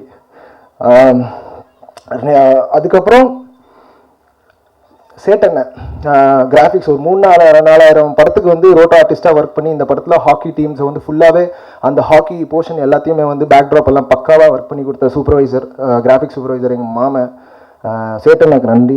அதுக்கப்புறம் ஏசு வந்து ஷூட்டிங் அட்டன் பண்ணிட்டு வந்து இப்போ பார்க்குற வீடியோஸ் எல்லாமே எடிட் பண்ணி ஷூட்டிங்லேயே அட்டன் பண்ணிவிட்டு அங்கே ஆஃப்லைன் எடிட் பண்ணி திருப்பி வந்து நைட் ஃபுல்லாக தூங்காமல் வெறும் 1 hour மட்டும் படுத்து எழுந்துட்டு போகிற எனர்ஜி இருக்கிறதுனா அதெல்லாம் வந்து அந்த உழைப்பை எப்படி ரிட்டர்ன்ஸ் பண்ண போகிறோன்னு தெரியாது. ஸோ ஏசு, சதீஷ் இவங்கெல்லாம் கிராஃபிக்ஸ் டீமுக்கு எல்லாமே ரொம்ப பெரிய நன்றி தெரிவிச்சுக்கிறேன். அதுக்கப்புறம் ஆர்ட் டைரக்டர், நீ காற்றுலேயே வரைவையா அப்படின்ட்டு பறந்தாலும் வரைஞ்சாப்ல. ஆனால் ரொம்ப சென்சிட்டிவான மேட்ரு என்னென்னா அவங்க அப்பாவுக்கு ஆப்ரேஷன் ஆயிடுச்சு. ஷூட்டிங்கில் அன்றைக்கி வரப்போகிறதுலன்னு இதெல்லாம் டிசைட் பண்ணிட்டோம். வாட்ஸ்அப்பில் மெசேஜ் பறக்குதா வந்து ஆப்ரேஷன் அவங்க அப்பாவுக்கு ஆகிட்டே இருக்கும்போது கூட ஆப்ரேஷன் ஆகிட்டு இருக்கு. ஆனால் இங்கே குரூப்பில் இந்த ஐட்டம் இங்கே இருக்குது, இந்த ப்ராப்பர்ட்டி இங்கே இருக்குது, இந்த கண்டினியூட்டி அங்கே இருக்குது அப்படின்னு குரூப்பில் பேசிகிட்டே இருக்காப்புல அங்கே ஆப்ரேஷன் ஆகிட்டு இருக்கு. நானும் சரி, ஒரு ஆர்ட் டைரக்டர் இல்லைன்னா, ஒரு ஷூட்டிங் ஸ்பாட்டில் ஒரு ஆர்ட் டைரக்டர் ஸ்பாட்டில் இல்லைன்னா அது பெரிய ப்ராப்ளமை க்ரியேட் பண்ணுறோம் போஸ்ட் ப்ரொடக்ஷனில். நான் பண்ணிகிட்டே இருக்கோம். ஒரு 2 மணி நேரம் ஸ்டார்டிங்லேருந்து ஒரு 11-12 மணி வரைக்கும் ரொம்ப கஷ்டப்பட்டோம். கபார்னு பார்த்தா நான் ஃப்ரேமில் பார்த்துனுக்கிறேன், மூஞ்சி வந்துட்டு போகுது ஆர்ட் டைரக்டருது. என்ன ராஜா இங்கேனா, இல்லை ஆப்ரேஷன் பண்ணியாச்சு முடிஞ்சிச்சு, அப்பா அனஸ்தீசியாவில் இருக்காரு, இன்னும் ஏஞ்சிக்கிறதுக்கு ஒரு 3 மணி நேரம் ஆகும். ஸோ அந்த கேப்பில் நான் இதை முடிச்சுட்டு நான் திருப்பி ஓடிடுறேன், ஏன்னா அவங்க வீட்டில் யாரும் இல்லை, அவன் தான் பார்த்துக்கணும் அப்பாவை. அந்த நிலையில் இருக்கிறப்போ ஏன்னா அம்மாவுக்கும் உடம்பு சரியில்லை, இப்போ அவங்க இல்லை. பட் ஆனால் ரெண்டுத்தையும் பார்த்துக்கின விஷயம் வந்து அந்த நான் சொன்ன விஷயத்துக்கு எவ்வளோ ரெஸ்பான்சிபிளாக, முக்கியமாக இந்த ஐடியாலஜிக்கலாக அவன் எவ்வளோ கனெக்டடாக இருந்தால் அப்பா அங்கேயும் பார்த்துக்கணும் இங்கேயும் பார்த்துக்கணும்னு சொல்லி பேலன்ஸ் பண்ணது ஆர்ட் டைரக்டர் ரொம்ப பெரிய நன்றி. தம்பி தான் கூடயே சுற்றினவங்க, இதை குத்துடலாமா ஒர்க் அவுட் ஆகுமானா ஒர்க் அவுட் பண்ணி காட்டினாப்புல இல்லையா. ஸோ அதால் ரொம்ப பெரிய நன்றி ராஜா, பெரிய ஒர்க் அது. அதுக்கப்புறம் சவுண்டு கேட்குற விஷயம் எல்லாமே வந்து எனக்கு என்ன தெரியும்னா டிஜே தான் தெரியும். சாராவு டிஜே பண்ணியிருக்கேன், எனக்கு எதுவுமே தெரியாது, நீ வா இதெல்லாம் பண்ணுன்னு நைட் அண்ட் டே ஸ்பெஷலாக மியூசிக் கொடுத்து மியூசிக்கில் ஐடியா கொடுத்து அந்த சவுண்ட் எஃபெக்ட்ஸ் எல்லாமே பக்காவாக ஒர்க் பண்ண சாராவுக்கு நன்றி. அதுக்கப்புறம் டிஏ ஆர்டிஸ்ட் திலீபனுக்கும் நன்றி. மேக்கப் ஆர்டிஸ்ட் பூஜா தீதி, குழந்தை பிறந்துட்ட பிறகு கூட ஷூட்டிங் ஸ்பாட்டில் வந்து எப்படி சொல்கிறதுனே தெரியாது, கை குழந்தையாக இருக்கும்போது கூட அவங்க கை குழந்தை இருக்கும், பட் ஆனாலும் வீட்டில் விட்டு வந்து நைட் அண்ட் டே என் கூட வந்து அது ஒர்க் பண்ணது ரொம்ப பெரிய நன்றியை தெரிவிச்சுக்கிறேன் தீதி, தேங்க்யூ தீதி. அதுக்கப்புறம் என் பர்சனல் அசிஸ்டண்ட்டாக என் கூட கிட்டத்தட்ட உடம்பு சரியில்லைனா என் கூட ட்ராவல் பண்ணி என்னை பார்த்துக்கினேன் விஜய் நன்றி விஜய். அதுக்கப்புறம் அசிஸ்டன்ட் டைரக்டர்ஸ், முக்கியமான second assistant directors Sridhar, Shivangi ரொம்ப நன்றி. ஸ்ரீதர்னா என் சின்ன வயசு ரோல் பண்ணுவேன், அவனுக்கு ரொம்ப பெரிய நன்றி தெரிவிச்சுக்கிறேன். அதுக்கப்புறம் அசோகனா, இந்த ஆள் மட்டும் இல்லைன்னா சத்தியமாக நாங்கள் எல்லாம் இங்கே இல்லவே இல்லை. அசோகனா நடுவில் 2-3 பேர் சொல்லியிருக்கேன், அசோகனா இல்லைன்னா இல்லவே இல்லை. யாரை பார்த்தாலையும் போய் காசு கெடுங்க, எங்கள் படம் பண்ணோம், நீங்கள் வாங்க இந்த படம் பாருங்கள், அவங்க வீட்டில் போய் அவர் பாத்ரூமில் இருந்தால் கூட தட்டி எப்படின்னா வாங்கி வந்துடுவார். வாங்க. நான் சும்மா சொல்லுவேன், நான் இந்த லொக்கேஷன், நான் அந்த மண்டபம் பெருசாக இருக்கும், கபார்னு உள்ளே போயிடுவார், போய் அவங்க ஓனர் வீட்டுக்கே போயிடுவார். சார் எங்களுக்கு ஷூட்டிங் வேணும் சார்ன்ட்டு காலையில் 6 மணிலேருந்து ஃபாலோ பண்ண ஸ்டார்ட் பண்ணுறாரு. அவருக்கு அவ்வளோ ஆர்வம். இது இப்போ இல்லை, என்னோட ஃபர்ஸ்ட் ஷார்ட் ஃபிலிம்லேருந்தே அவர் பண்ணியிருக்காரு. அசோகனாக்கு ரொம்ப பெரிய நன்றி. அதுக்கப்புறம் என்னோட அசிஸ்டன்ஸு, முக்கியமான அசிஸ்டன்ஸு ராபின் இன்னைக்கு இல்லை, பயங்கர ஃபீலிங் அது, அவன் ஷூட்டில் இருக்கான். ராபினுக்கு ரொம்ப நன்றி. ராபின் ஒரு ஸ்பெஷல் விஷயம் என்னென்னா, ஷூட்டிங் டைமில் சாப்பிடவே மாட்டான், ஜூஸ் மட்டும் தான் குடிப்பான். ஏன்னா இன்னைக்கு சாப்பிட்டேன் ராபின், இல்லை நான் சாப்பிட்டா ஷூட்டிங் ஸ்பாட்டில் பாத்ரூம் வந்துச்சுன்னா என்ன பண்ணுறது, அதெல்லாம் நான் சாப்பிட வேணான்னு நினைக்கிறேன். ஸோ அதெல்லாம் அப்படியெல்லாம் கூட ஒர்க் பண்ணுவாங்களான்ற அளவுக்கு எனக்கு ஃபீலிங் ஆகி போச்சு. என்னடா நம்ம கொடுமை கொடுக்குறேன். அதுக்கப்புறம் டேனி ப்ரோ ஷூட்டிங் ஸ்பாட்டில் பொத்துன்னு கீழே வந்துட்டார். 4 நாளாக கண்டினியூஸாக ஒர்க் பண்ணி ஆனாலும் மறுநாள் வந்து ஸ்ட்ராங்காக நிற்கிறாப்புல. அவருக்கும் ஒரு பெரிய நன்றியை தெரிவிச்சுக்கிறேன். அப்புறம் ரொம்ப முக்கியமான விஷயம், லிரிசிஸ்ட்டுங்க. இது வந்து ஒரே ஆள்கிட்ட நம்ம எல்லா பாட்டும் எழுதுறோமானா இல்லை, இது பல விஷயமா இருக்குது. சில விஷயங்கள் வந்து சாங்காக கன்வெர்ட் பண்ணால் நல்லாயிருக்கும். ஏன்னா எல்லா விஷயத்தையும் எல்லாத்தையுமே எக்ஸ்பிளைன் பண்ணிட முடியாதுன்ற ஒரு விஷயம் இருந்தது. ஸோ பர்டிகுலர் போர்ஷன்ஸ் எல்லாமே வந்து முக்கியமான ரைட்டர்ஸ் கூட ஒர்க் பண்ணிட்டு பிளான் பண்ணி பக்காவாக அவங்கவுங்ககிட்ட கொடுத்துட்டே வந்துட்டே இருந்தேன். ஸோ அதெல்லாம் ரொம்ப ஸ்ட்ராங்கான ஒரு பிளானிங்காக இருந்துச்சு. அதில் குட்டிரேவதி மேடம் சொல்லவே தேவையில்லை, அவங்களோட பங்களிப்பு ரொம்ப பெருசு. யுகபாரதி அண்ணன் ரொம்ப அசால்ட்டாக என்ன அப்படி வந்தார், எழுதினார், சரிப்பா ஓகேப்பான்ட்டு போயினே இருந்தார். ரொம்ப சிம்பிளாக ஒரு விஷயம் சொன்னார், இந்த படம் நல்லா பேசப்படும், நீங்கள் கவலையப்படாத, எது இருந்தாலும் எடுத்துகிட்டு வா, நான் பண்ணி கொடுக்குறேன் அப்படின்ற அளவுக்கு சொல்லியிருந்தார். அவர் இங்கே இல்லை, அவர் தஞ்சாவூரில் இருக்கார், வர வேண்டிய நிலைமை. ஆனால் மேலும் நான் அடுத்த ப்ரோக்ராமில் வந்து சந்திப்பார். அதுக்கப்புறம் ராஜண்ணை போய் பேசும்போது அவர் எப்படி எழுதுறாருன்னு எட்டி பார்த்துன்னு இருப்பேன். ஆனால் இது ஓகேவா இல்லைண்ணே, இது வேணாம் அவ்வளோ கிளியராக ஒரு விஷயத்தையும் நான் சொல்லும் போதும் அவ்வளோ சூப்பராக எழுதி கொடுத்தாரு. அந்த பாட்டு எல்லாமே செம சூப்பராக உங்களுக்கு வந்து ரீச் ஆகும். இப்போ பேசுறது நீங்கள் கட் பண்ணி கூட போடுவீங்க, ஏன்னா அவ்வளோ அழகாக நிறைய விஷயத்த பார்த்து எழுதினார். அதுக்கப்புறம் வாசன், மலேசியாவிலேருந்து வாசன்ன்றவர், அவருக்கு சொல்லவே தேவையில்லை, அவர் அவ்வளோ பெரிய உழைப்பு போட்டு வாசன் தலைவரே ரொம்ப நன்றி அந்த ரேப்க்கெல்லாம். அடுத்தது என்னுடைய லிரிசிஸ்டன் தாண்டி என்னுடைய ரொம்ப ஸ்ட்ராங்கான அசிஸ்டன்ட் டைரக்டர் இளமாறன். ஏன் அவனை லிரிசிஸ்ட்னு சொல்கிறேன்னா, இதுக்கப்புறம் லிரிசிஸ்ட்ன்ற பேரில் நீ நிறைய சம்பாதிக்கணுன்ற ஆசை இருக்குது. ஏன்னா அசிஸ்டன்ட் டைரக்டராக நம்மளுக்கு எதுவுமே வரமாட்டேங்குதுயா. ஸோ லிரிசிஸ்டாக நீ வளர்ந்துரு, கூட அசிஸ்டன்ட் டைரக்டராக போய் அப்படியே டைரக்டர் ஆகிடு, சரியா? அதுக்கப்புறம் மியூசிக் டைரக்டர் சொல்லவே தேவையில்லை. இந்த ஆள் வந்து எதுக்கு கண்ணாடி போட்டேன்னா, ஒரு நாள் கண்ணாடி எடுத்துட்டாப்புல, எனக்கு நான் போட்டு பார்த்தேன், ஒன்றுமே தெரிலனா அதுக்கு தான் நான் ஒரு வாட்டி கண்ணாடி காணாமல் போயிடுச்சு. அவர் என்னன்றாருன்னா, அது என்னோட செகண்ட் ஐ அப்படின்றாரு. கண்ணாடி நான் பார்க்குறேன், என்னடா எப்படின்னா அவர் விரலாம் இவ்வளோ பெருசாக வீங்கி போயிருக்கு. நான் ஃபஸ்ட் டைம் பார்க்கும்போது என்னடா இவ்வளோ பெருசாக வீங்கி போயிருக்குன்னா, எப்போ ஏன் ப்ரோனா, இல்லை ப்ரோ என் கை இப்படி தான்றாரு. அப்போ தான் தெரியுது அவர் சின்ன வயசுலேருந்து ப்ராக்டிஸ் பண்ணி டம்பிள்ஸ் தூக்குனா எப்படி பைசப்ஸ் வருமோ அது மாதிரி விரலெல்லாம் பெருசாகிடுது அவருக்கு. அந்த அளவுக்கு ஒர்க் பண்ணுற மாதிரி தெரியுது. என்னடா மியூசிக் டைரக்டர்னு எக்ஸ்ட்ரானரி மியூசிக் போட்டு, அதுவும் ரொம்ப க்ளோஸாக ஒரு பிரதர்.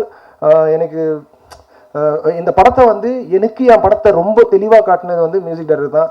ஜுவல் ப்ரோ நேற்று கூட இந்த ட்ரைலருக்கு மியூசிக் எங்கே போட்டார்னா, அவர் பஸ்ஸில் வரும்போது போட்டு அனுப்பினார். 5:30 மணிக்கு அவுட் எடுக்கிறோம். ஸோ அது ரொம்ப பெரிய ஒர்க்குன்னு நினைக்கிறேன். ஏன்னா கண்டினியூஸாக பிஸி அந்த ஆள், பிடிக்கவே முடியல. அவங்க நான் நேற்று ராத்திரி கம்போஸ் பண்ணது காலையில் மட்டும் வந்த பிறகு தான் அவுட் எடுத்தோம். அதுக்கு இந்த படம் ஃபுல்லாகவே நீங்கள் பார்த்தீங்கன்னா நல்லா தெரியும். இன்னைக்கு சத்தியமாக அவர் வந்து தமிழ் சினிமாவில், இந்திய சினிமாவில் ரொம்ப முக்கியமான மியூசிக் டைரக்டராக வருவார்ன்ற நம்பிக்கை இருக்குது, அதில் டவுட்டே இல்லை. அப்புறம் கேமராமேன், அவர் தான் சொன்னா எமோஷன் ஆயிடுவேன். அவர் சொல்ல ஜி ஸ்டேஜில் நான் எழுதுறாதீங்க ஜின்னு. ஏன்னா ஷூட்டிங் ஸ்பாட்டில் வந்து கேமரா வந்து ரொம்ப முக்கியம். கேமராமேன் எவ்வளோ முக்கியம்னா, கேமராமேன் தானே சினிமா, ஆனால் அவர் இருக்கிறதே தெரியாது. சும்மா கேமரா இல்லை ஜி அப்படின்னா ஜி அப்படின்னு ஒரு கண்ணிலேயே நாங்கள் பேசிப்போம். அந்த அளவுக்கு எவ்வளோ கனெக்டடாக இதுக்குள்ளே ட்ராவல் பண்ணியிருக்காருன்னா, அவ்வளோ கனெக்டடாக ட்ராவல் பண்ணியிருக்காரு. அது சாதாரண கனெக்ஷனே இல்லை. ஃப்ரம் ஷார்ட் ஃபிலிம் என்னுடைய சினிமாவை ரொம்ப தெளிவாக, ரொம்ப கிளியராக இப்படி தான் பண்ணலான்றது எவ்வளோ பொறுமையாக, நான் ரொம்ப பொறுமைசாலின்னு நினைப்பேன். ஆனால் என்னை விட பயங்கர பொறுமைசாலி அந்த ஆள். இப்போ கூட பாருங்கள், ஒரு சைலண்டாக அந்த அளவுக்கு பயங்கர பொறுமையாக ஷூட்டிங் ஸ்பாட்டில் இது வரைக்கும் நான் யார் மேலேயும் கோவப்பட்டு பார்த்ததே இல்லை. நான் கூட கத்தின்னு இருப்பேன் அங்கே இங்கேன்னு, கோவப்பட்டதே இல்லை. எப்படி அவர் அதை ஹேண்டில் பண்ணுறாருன்றது நானும் எவ்வளோ வாட்டி அனலைஸ் பண்ணியிருக்கேன். பட் ஆனால் அது பொக்கிஷமாக எனக்கு வந்தது வந்து இன்னைக்கு இந்த சினிமா இப்படி இருக்குன்னா அதுக்கு முதல் காரணம் என் கேமராமேன் மட்டும்தான். நன்றி ஜி, ரொம்ப நன்றி. அப்புறம் இந்த டிசைன்ஸ் எல்லாம் பார்க்குறீங்கல்ல, சிவராமா வந்திருக்காரா, நீங்கள் மேடையில் உட்கார வைக்கணும்னு நான் சொல்லியிருந்தேன். பட் ஆனால் அவர் மேலும் மேலும் நிறைய நீங்கள் அவருடைய டிசைன்ஸ் பார்ப்பீங்க, ஆச்சரியமாக இருக்கும். நீங்கள் அவரை பார்த்தீங்கன்னா நீங்கள் ஆச்சரியப்படுவீங்க. சத்தியமாக சொல்கிறேன், இங்கே ப்ரெஸ் மீடியா நீங்கள் போகிறதுக்கு முன்னாடி அவர் ஒரு வாட்டி பார்த்துட்டு போங்க. ஏன்னா இந்த டிசைன்ஸ் எல்லாமே அவர் தான் பண்ணார். அது ஏன் எப்படி பண்ணார், என்ன பண்ணாருன்றது நீங்கள் அவரை நீங்கள் பர்சனலாக சொல்கிறேன். ஸ்டேஜ் ஃபியராக இருக்குன்றாரு. ஆனால் அவரை பார்த்தா நீங்கள் ஃபியர் ஆகிடுவீங்க. எப்படி இதை கிரியேட் பண்ணீங்க? ஏன்னா அவரை பார்த்தா சத்தியமாக ஆச்சரியப்படுவீங்க. நான் ப்ரெஸ் மீடியா கிட்ட கிளியராக சொல்கிறேன், அது உங்களுக்கு ரைட்டிங்க்கு பயங்கர ஹெல்ப்ஃபுல்லாக இருக்கும். எப்படி இந்த பர்சன் எப்படி இந்த டிசைன்ஸ் எல்லாம் பண்ணாருன்னு. ஏன்னா ஷாக்கிங். நான் இவ்வளோ பேசுகிறேன், ஏன் அதை ஸ்பெசிஃபிக்காக சொல்கிறேன், நீங்கள் பாருங்கள். போகிறதுக்கு முன்னாடி அவரை பார்த்துட்டு அவருடைய டிசைன்ஸ் அவ்வளோ கிளாஸாக சூப்பராக ஒரு டிசைனும். நானும் பாப்னா சார் கையெழுத்து கும்பிட்றாரு குரூப்பில் டிசைனை பார்த்துட்டு நாங்கள் தச்சுருவோண்டா நாங்கள் ஒரு டிசைனும் அவர் சூப்பராக பண்ணி கொடுத்த சிவராம சுரேஷ்க்கு ரொம்ப பெரிய நன்றி. அதுக்கப்புறம் காயத்ரி ஷான் சொல்லவே தேவையில்லை, உங்களுக்கு நல்லா தெரியும். காயத்ரி ஷானோட பெர்ஃபார்மன்ஸ் இந்த படத்துக்கு வெயிட் ரிடக்ஷன் இன்க்ரீஸ் அவ்வளோ கஷ்டப்பட்டாங்கன்னா அவ்வளோ கஷ்டப்பட்டாங்க. அவங்க இன்க்ரீஸ் பண்ணுறதுக்கும் கஷ்டப்பட்டாங்க, டிக்ரீஸ் பண்ணுறதுக்கும் கஷ்டப்பட்டாங்க. ரொம்ப முக்கியமாக சொல்ல போனால் காலையில் 12 மணிக்கெல்லாம் இன்க்ரீஸ் ஆகணுன்றதுக்காக 12 மணிக்கெல்லாம் பிரியாணி சாப்பிட சொல்லியிருக்கேன். 1க்கு 2 இல்லை 3 கூட சாப்பிட்ருக்காங்க. அந்த அளவுக்கு ஒர்க் அவுட் பண்ணி இன்க்ரீஸ் பண்ணி திருப்பி டிக்ரீஸ் பண்ணுறதுக்கும் ஒரு 6-7 மாதம், ஒரு 10 மாதம், கிட்டத்தட்ட 1 வருஷம்லாம் வெயிட் பண்ணியிருந்தோம் ஒரு போர்ஷனை ஷூட் பண்ணுறதுக்கே. அந்த அளவுக்கு பெரிய உழைப்பு போட்டு இந்த படத்தை வந்து பயங்கர கிளாஸாக அந்த ஸ்க்ரீனில் வந்து அந்த ப்ரெசன்டேஷன் வரணும். அந்த ப்ரெக்னன்சி சீக்வன்ஸ் எல்லாம் பக்காவாக, அந்த ஃபேஸு, இந்த ஹார்ம்ஸ் எல்லாமே பக்காவாக நல்லா அந்த ஒரு ஸ்ட்ரக்சர் கரெக்டாக ஃபில் ஆகணும் அப்படின்றதுக்காகவே ஒரு 6 மாதம் நாங்கள் சாப்பிட வச்சு அப்படியெல்லாம் ட்ரை பண்ணோம். அதெல்லாம் பெரிய ஒரு உழைப்பு. ஏன்னா அவங்க அதுக்காக அவங்க ரொம்ப ஃபீல் பண்ணிட்டாங்க, இதெல்லாம் எனக்கு வாய்ப்பெல்லாம் வராத போயிடுமான்னு. நான் சொன்னேன், கண்டிப்பாக இதெல்லாம் வாய்ப்பு அப்படியெல்லாம் இருக்கவே இருக்காது. உங்களுக்கு நம்பிக்கை இருந்தால் பண்ணீங்கன்னா நம்ம நார்மலாக பண்ணலான்னு. ஆனால் அதை அவங்க நம்பி அதை அக்காம்ப்ளிஷ் பண்ணி அதை இன்னைக்கு நம்ம கூட காட்டுறாங்கன்னா அவ்வளோ பெரிய உழைப்பு. நானும் கேமராமேன்லாம் ஷூட் பண்ணே இருக்கும்போது பார்ப்போம், அவ்வளோ சுவாரஸ்யமாக அவங்க பண்ணியிருப்பாங்க. அப்பயே தெரிஞ்சிடும் இது செம்மையாக ஒன்று ஒர்க் அவுட் ஆகிருக்கிறான்னு. அதுக்கப்புறம் இந்த படம் எவ்வளோதான் நான் இவ்வளோலாம் முக்கி பேசினா கூட இதெல்லாம் அவ்வளோ எதுவுமே இல்லை. இன்னைக்கு வர சினிமாக்கள் முன்னாடி இந்த படம் ஒன்றுமே இல்லை. ஏன்னா நான் முக்கி பேசலாம், இங்கே இருக்கிறவங்க எல்லாருக்கும் கை தட்டலாம், என்ன வேணால் பண்ணலாம். ஆனால் இந்த படம் வந்து ஒரு பாதியில் ஸ்டக்காகி நிற்கும் போது வந்து இது செத்து போச்சு, ஆல்மோஸ்ட் செத்துருச்சு. எல்லாருமே நினச்சிருப்பாங்க செத்துருச்சு என்னன்னு. அது இப்படி நம்ம விட்டுருவோமா, நம்ம தான் அங்கங்கே தேடினே இருக்கிறோமே. அப்போது இந்த படத்தை போட்டு காமிச்சு பாதி ஆஃப் பெட்டாக இருக்குது. அந்த படம் படமாகவே இல்லை, ஒரு லிமிட்டடாக. ஆனால் அது ஒரு கோர் ஐடியா வச்சுருந்துச்சு. இந்த படம் போடும்போது இவர் வந்து நன்றி வந்து ரங்கா பிரதருக்கும் கார்த்திகேயனுக்கும் சொல்லணும். போட்டு காமிக்கும் போது டக்குன்னு இவர் வந்தார். இவரை பார்த்த உடனே ஐயோ இவர் கேன்றுவாரோ, அப்படின்ட்டுருவாரோ, ஹிந்தியில் பேசிடுவாரோ, மாலம் குச்சினை அப்படின்ட்டுருவாரோன்ட்டு. என்னடா பார்த்தா அவர் என்னை விட சூப்பராக தமிழ் பேசுகிறாரு. ஏன்னா இவரு என்னோட சூப்பரா. அப்புறமா அந்த சீன் எக்ஸ்பிளைன் பண்ண அந்த டைலாக், இந்த டைலாக் அப்படின்றாரு. இப்படின்னு எடுத்த உடனே இந்த படத்தை நான் எடுக்கிறேன், நம்ம பண்ணலாம் அப்படின்னு சொன்னது அன்னைக்கு தான் இந்த படம் வந்து எனக்கு தெரிஞ்சு இந்த உழைப்புக்கெல்லாம் பெரிய ரெஸ்பெக்ட் கிடைச்சதுன்றதை நான் நினைக்கிறேன். அந்த ரெஸ்பெக்ட்க்கு ரொம்ப பெரிய நன்றி sir. That is the biggest thing ever Tamil cinema can see, because you respected our work, which I can tell wholeheartedly from whole Maitri crew will be like thankful to you till we die, because அது பெரிய respect. அது எங்களுடைய உழைப்புக்கு அன்னைக்கு கிடைச்ச recognition. அன்றைக்கி ஏந்திரிச்சு இது நம்ம பண்ணலாம், சூப்பராக இருக்குன்னு சொல்லி இன்றைக்கி வரைக்கும் அவ்வளோ ஸ்ட்ராங்காக கூட நின்று இந்த படத்தை தேட்டருக்கு எடுத்துன்னு வர்றாரு. அது சொல்லவே தேவையில்லை, அவ்வளோ பெரிய உழைப்பு. அப்புறம் இந்த படத்தை நாங்கள் என்ன இருந்தாலும் இந்த படம் வந்து ஒரு காலகட்டத்தில் அப்புறம் கொசு அடிக்கிற மாதிரி ஆகிடும். ஆனால் கொசு அடிக்காத கூடாது ஜோனான்னு ஒருத்தர் பேசினே இருப்பார். ஃபோன் பண்ணிட்டு நைட் 2 மணி வரைக்கும் அங்கே போடு, இங்கே போடு, இதை பண்ணலாம், அதை பண்ணலான்னு. நான் போக சொல்கிறேன், இன்னும் நிறைய விஷயங்கள் இருக்குது. இந்த படம் எவ்வளோ தூரத்துக்கு என்ன மாதிரியானாலும் அப்ஸ்ட்ரீம்ஸ் எல்லாம் பார்த்துச்சு. ஆனால் அப்ஸ்ட்ரீமில் எல்லாத்துலேயுமே வந்து அவர் ஒரு 200 ரூபாய் கொடுறா சரியா அப்படின்ட்டு அந்த 200 ரூபாய்க்கு ஒரு 1000 ரூபாய்க்கு பேசுவார். போட்டு பேசுன்னு பேசுவார். அதுலேருந்து நான் நிறைய விஷயம் எடுத்துட்டு அந்த பாயிண்ட்ஸ் எல்லாம் பயங்கரமாக நான் கலெக்ட் பண்ணேன். ஏன்னா அவர் ஒரு 25 வருஷம் சினிமா எக்ஸ்பீரியன்ஸு, மெட்ராஸ் டாக்கீஸ் நிறைய இடத்துல ஒர்க் பண்ணியிருக்காரு. ஆனால் அவருடைய பாயிண்ட்ஸ் அவ்வளோ ஸ்ட்ராங்காக இருக்கும். அது எங்கன்னா மிஸ் ஆகுது, நீங்கள் எங்கே மிஸ் ஆகுறீங்க, என்ன ஆகுது அப்படின்னா அவருக்குள்ளே இருக்கிற உண்மை பயங்கரமாக உண்மையாக காண்டாயிருவார். யார் மேலாம் தப்புன்னு கோவப்பட்டுருவார், டப்புன்னு திட்டிடுவார், ஏன்னா நீங்கள்லாம் தப்பு பண்ணுறீங்கன்னு. அது தெரியல எவ்வளோ தூரத்துக்கு அதுன்னு. பட் ஆனால் இன்னைக்கு இந்த மைத்திரி இவ்வளோ தூரத்துக்கு வந்ததுக்கு அவருடைய உண்மையும் அவருடைய நேர்மையும் அவருடைய பயங்கரமான அன்பிலீவபிள் டாக்ஸ் தான் என்கிட்ட. அவருக்கு ரொம்ப பெரிய நன்றி தெரிவிச்சிருக்கேன். முடிஞ்சு அப்புறம் கொஞ்சம் மைத்திரி பற்றி சொல்லணும்னா, ஏன் மைத்திரின்ற படம்னா நான் பார்த்த வழியை வந்து யாரும் பார்த்துடக்கூடாது. இது பேசிக்கான ஒரு விஷயம் தானே. நம்ம பார்த்த வழி யாருக்கும் கொடுத்துடக்கூடாதுன்றதுக்காகவே மைத்திரியை ஸ்டார்ட் பண்ணோம். இதை பண்ணால் நம்ம வந்து இந்த உலகத்தையே காப்பாற்றிடலாம், ஊரை காப்பாற்றிடலாம், எல்லாரையும் காப்பாற்றிடலாம் அப்படின்ற ஒரு எனர்ஜி இருக்கும் இல்லை. நம்ம ஒரு ஆர்டிஸ்ட்டாக அப்படி நம்ம பண்ணும்போது இது எல்லாம் என்டர்டெயின் ஆகிடும், இந்த கருத்து மக்கள்கிட்ட போயிடும், நம்ம காப்பாற்றிடலாம் மக்கள் அடுத்த கட்டத்துக்கு போயிடுவாங்கன்னு நினைப்பாங்க. பயங்கரமாக மக்கள் வந்து அப்படி அப்படி அப்படி நம்ம வந்து பண்படுத்திடலாம் மக்கள்னு, காப்பாற்றிடலாம்னு யோசிக்கிற கேப்பில் பார்த்தா என்ன காப்பாற்றிக்க முடியாத நிலை ஆயிடுச்சு. ஏன்னா இந்த தண்ணி கேன் வாங்குறதுக்கு காசு இல்லை, ₹1 ₹2 தேர்ந்துக்கிறேன். ஏன்னா நம்ம என்ன ஒரு 45-50 லட்ச ரூபா போட்டிருக்கோம், என்னடா ₹1 ₹2 இல்லைன்ட்டு ₹1 ₹2 இல்லை தேடி நம்மளே காப்பாற்றிக்க முடியல. இதில் நீங்கள் ஃபஸ்ட்டு உங்களை காப்பாற்றிக்கிங்க, அப்புறமா நம்ம மக்களை காப்பாற்றலாம் அப்படின்ற நிலையிலேருந்து ஓடிக்கிட்டு இருக்க நிலை ஆகி போச்சு இந்த படத்தில். பட் என்னதான் சிரிச்சிருந்தாலும் இந்த படம் வந்து இன்னைக்கு சிரிக்கிற அளவுக்கு இருந்தாலும் அந்த டைமில் எவ்வளோ பெரிய பெயின்ஃபுல்லான ஜேர்னினா, an artist will never die if we are rational. If we think rational, if we are நம்ம பகுத்தறிவோடு பயணிச்சா நம்மளால என்றைக்கும் எவனாலையுமே எதுவும் பண்ண முடியாதுன்ற நம்பிக்கை இருந்தது. That is the biggest hope which I had in my life. That is, I never die because my ideas will never die, because my ideas are rational. I'm rational ideologist. நான் அம்பேத்கரைட், நான் Periyarist. So I will never die. How can I die? When if you kill, I might die. My body will die, but my ideas will never die. அந்த மாதிரி ஒரு சில விஷயத்தை focus பண்ணதால அந்த அந்த அந்த அந்த ஒரு என்ன சொல்றது கதிகருங்கிற டைம்ல தப்பிச்சிட்டுன்னு வச்சுக்கோங்களேன். அதுக்கப்புறம் போர், இது ஒரு பெரிய போராக இருக்கு இல்லையா. போரில் வந்துட்டு என்னடா வந்து போருக்கு வரீங்களேப்பா, அட்டகத்தி தூக்கின்னு வரீங்களேப்பா, இதில் அட்டகத்தி குத்தினா அட்டகத்தி எல்லாமே ஒடிஞ்சிடும் இல்லைப்பா. அதே அட்டகத்தி தான் இங்கே இருக்கிற போரில் சும்மா கத்தி குத்தி அப்படியே ரத்த ஆறெல்லாம் ஓட வைக்கிற போர், அந்த மாதிரியான சண்டைலாம் போட வரல. இது அட்டகத்தியை வச்சு இங்கே இருக்கிற வெறுப்பை அப்படியே சும்மா அப்படியே பெருக்கி தள்ளிட்டு இங்கே எல்லாத்துக்குமே குரல் கொடுக்க தான் வந்துட்டு இருக்காங்க. அண்ணன் எல்லாருமே எல்லாத்துக்குமே குரல் கொடுக்க தான் வந்திருக்கோம்.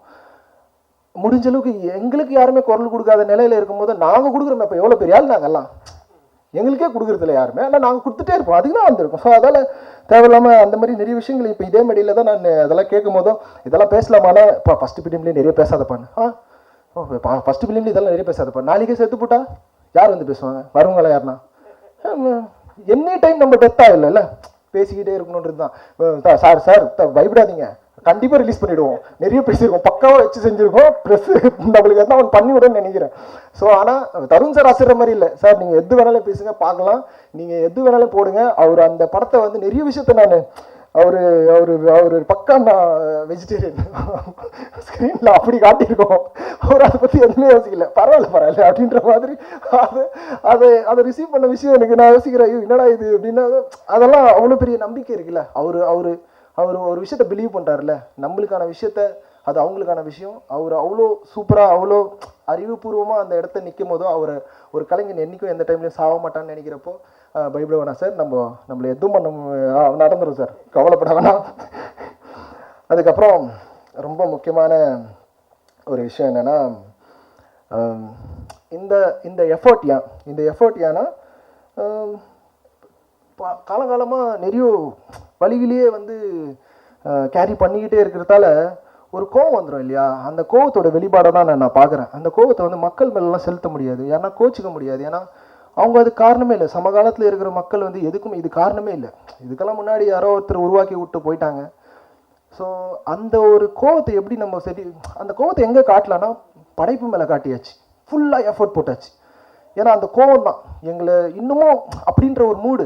இப்போ இதை வச்சு நிறைய பேர் பல விதமாக எழுதுவாங்கன்னு வச்சுக்கோங்க, எழுதிக்கங்க, பட் நீங்கள் எங்களை தான் எழுதிட்டே இருக்கணும், வேறு வாய்ப்பே இல்லை. இதுக்கப்புறம் என் மூஞ்சில்லை, இந்த மூஞ்சை பார்த்துக்கினே இருக்கணும், என்ன பண்ணுறது, சரியா? ஸோ அதால் இந்த எஃபர்ட்டுக்கான காரணம் இந்த மாதிரியான சில ரீசன்ஸ் தான். Because contribution is very important for next generation. It is a responsibility. ஏன்னா நிறைய பேர் கான்ட்ரிபியூட் பண்ணியிருக்காங்க நம்மளுக்காக. ஸோ அது ஒரு ரெஸ்பெக்ட்ஃபுல்லாக அவங்களுக்காக இருக்கணுன்றதுக்காக இந்த சினிமா வந்து ஒரு பெரிய கான்ட்ரிபியூஷனாக இருக்குன்ற நம்பிக்கை இருக்குது. அதுக்கப்புறம் ரொம்ப முக்கியமான நன்றியை தெரிவிச்சுக்கணும், இது ரொம்ப இந்த இடம் தான் ரொம்ப காலமான இடம் அப்படின்வாங்கல்ல. என்ன தான் சென்சிட்டிவாக காமெடிக்கலாக பேசியிருந்தா கூட எல்லாத்தையும் ரீட்டைன் பண்ணுருவேன். நான் என் வாழ்க்கையில் எது வேணாலும் ரீட்டைன் பண்ணுருவேன்.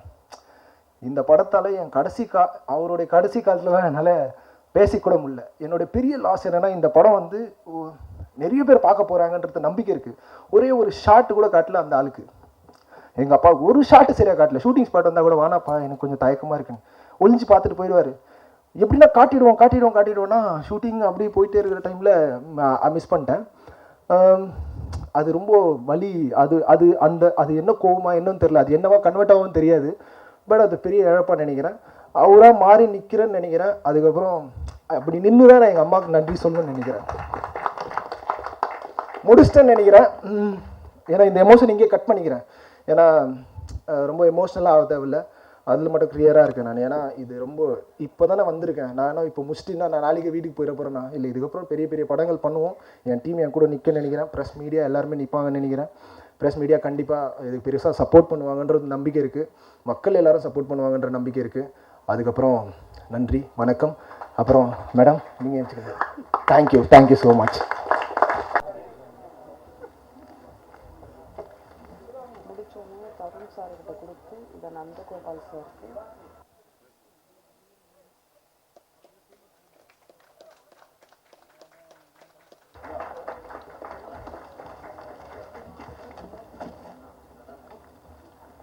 கொஞ்சம் இடம் இல்லைன்னா கொஞ்சம் கீழே உட்காந்துக்கோங்க. நான் ஒரு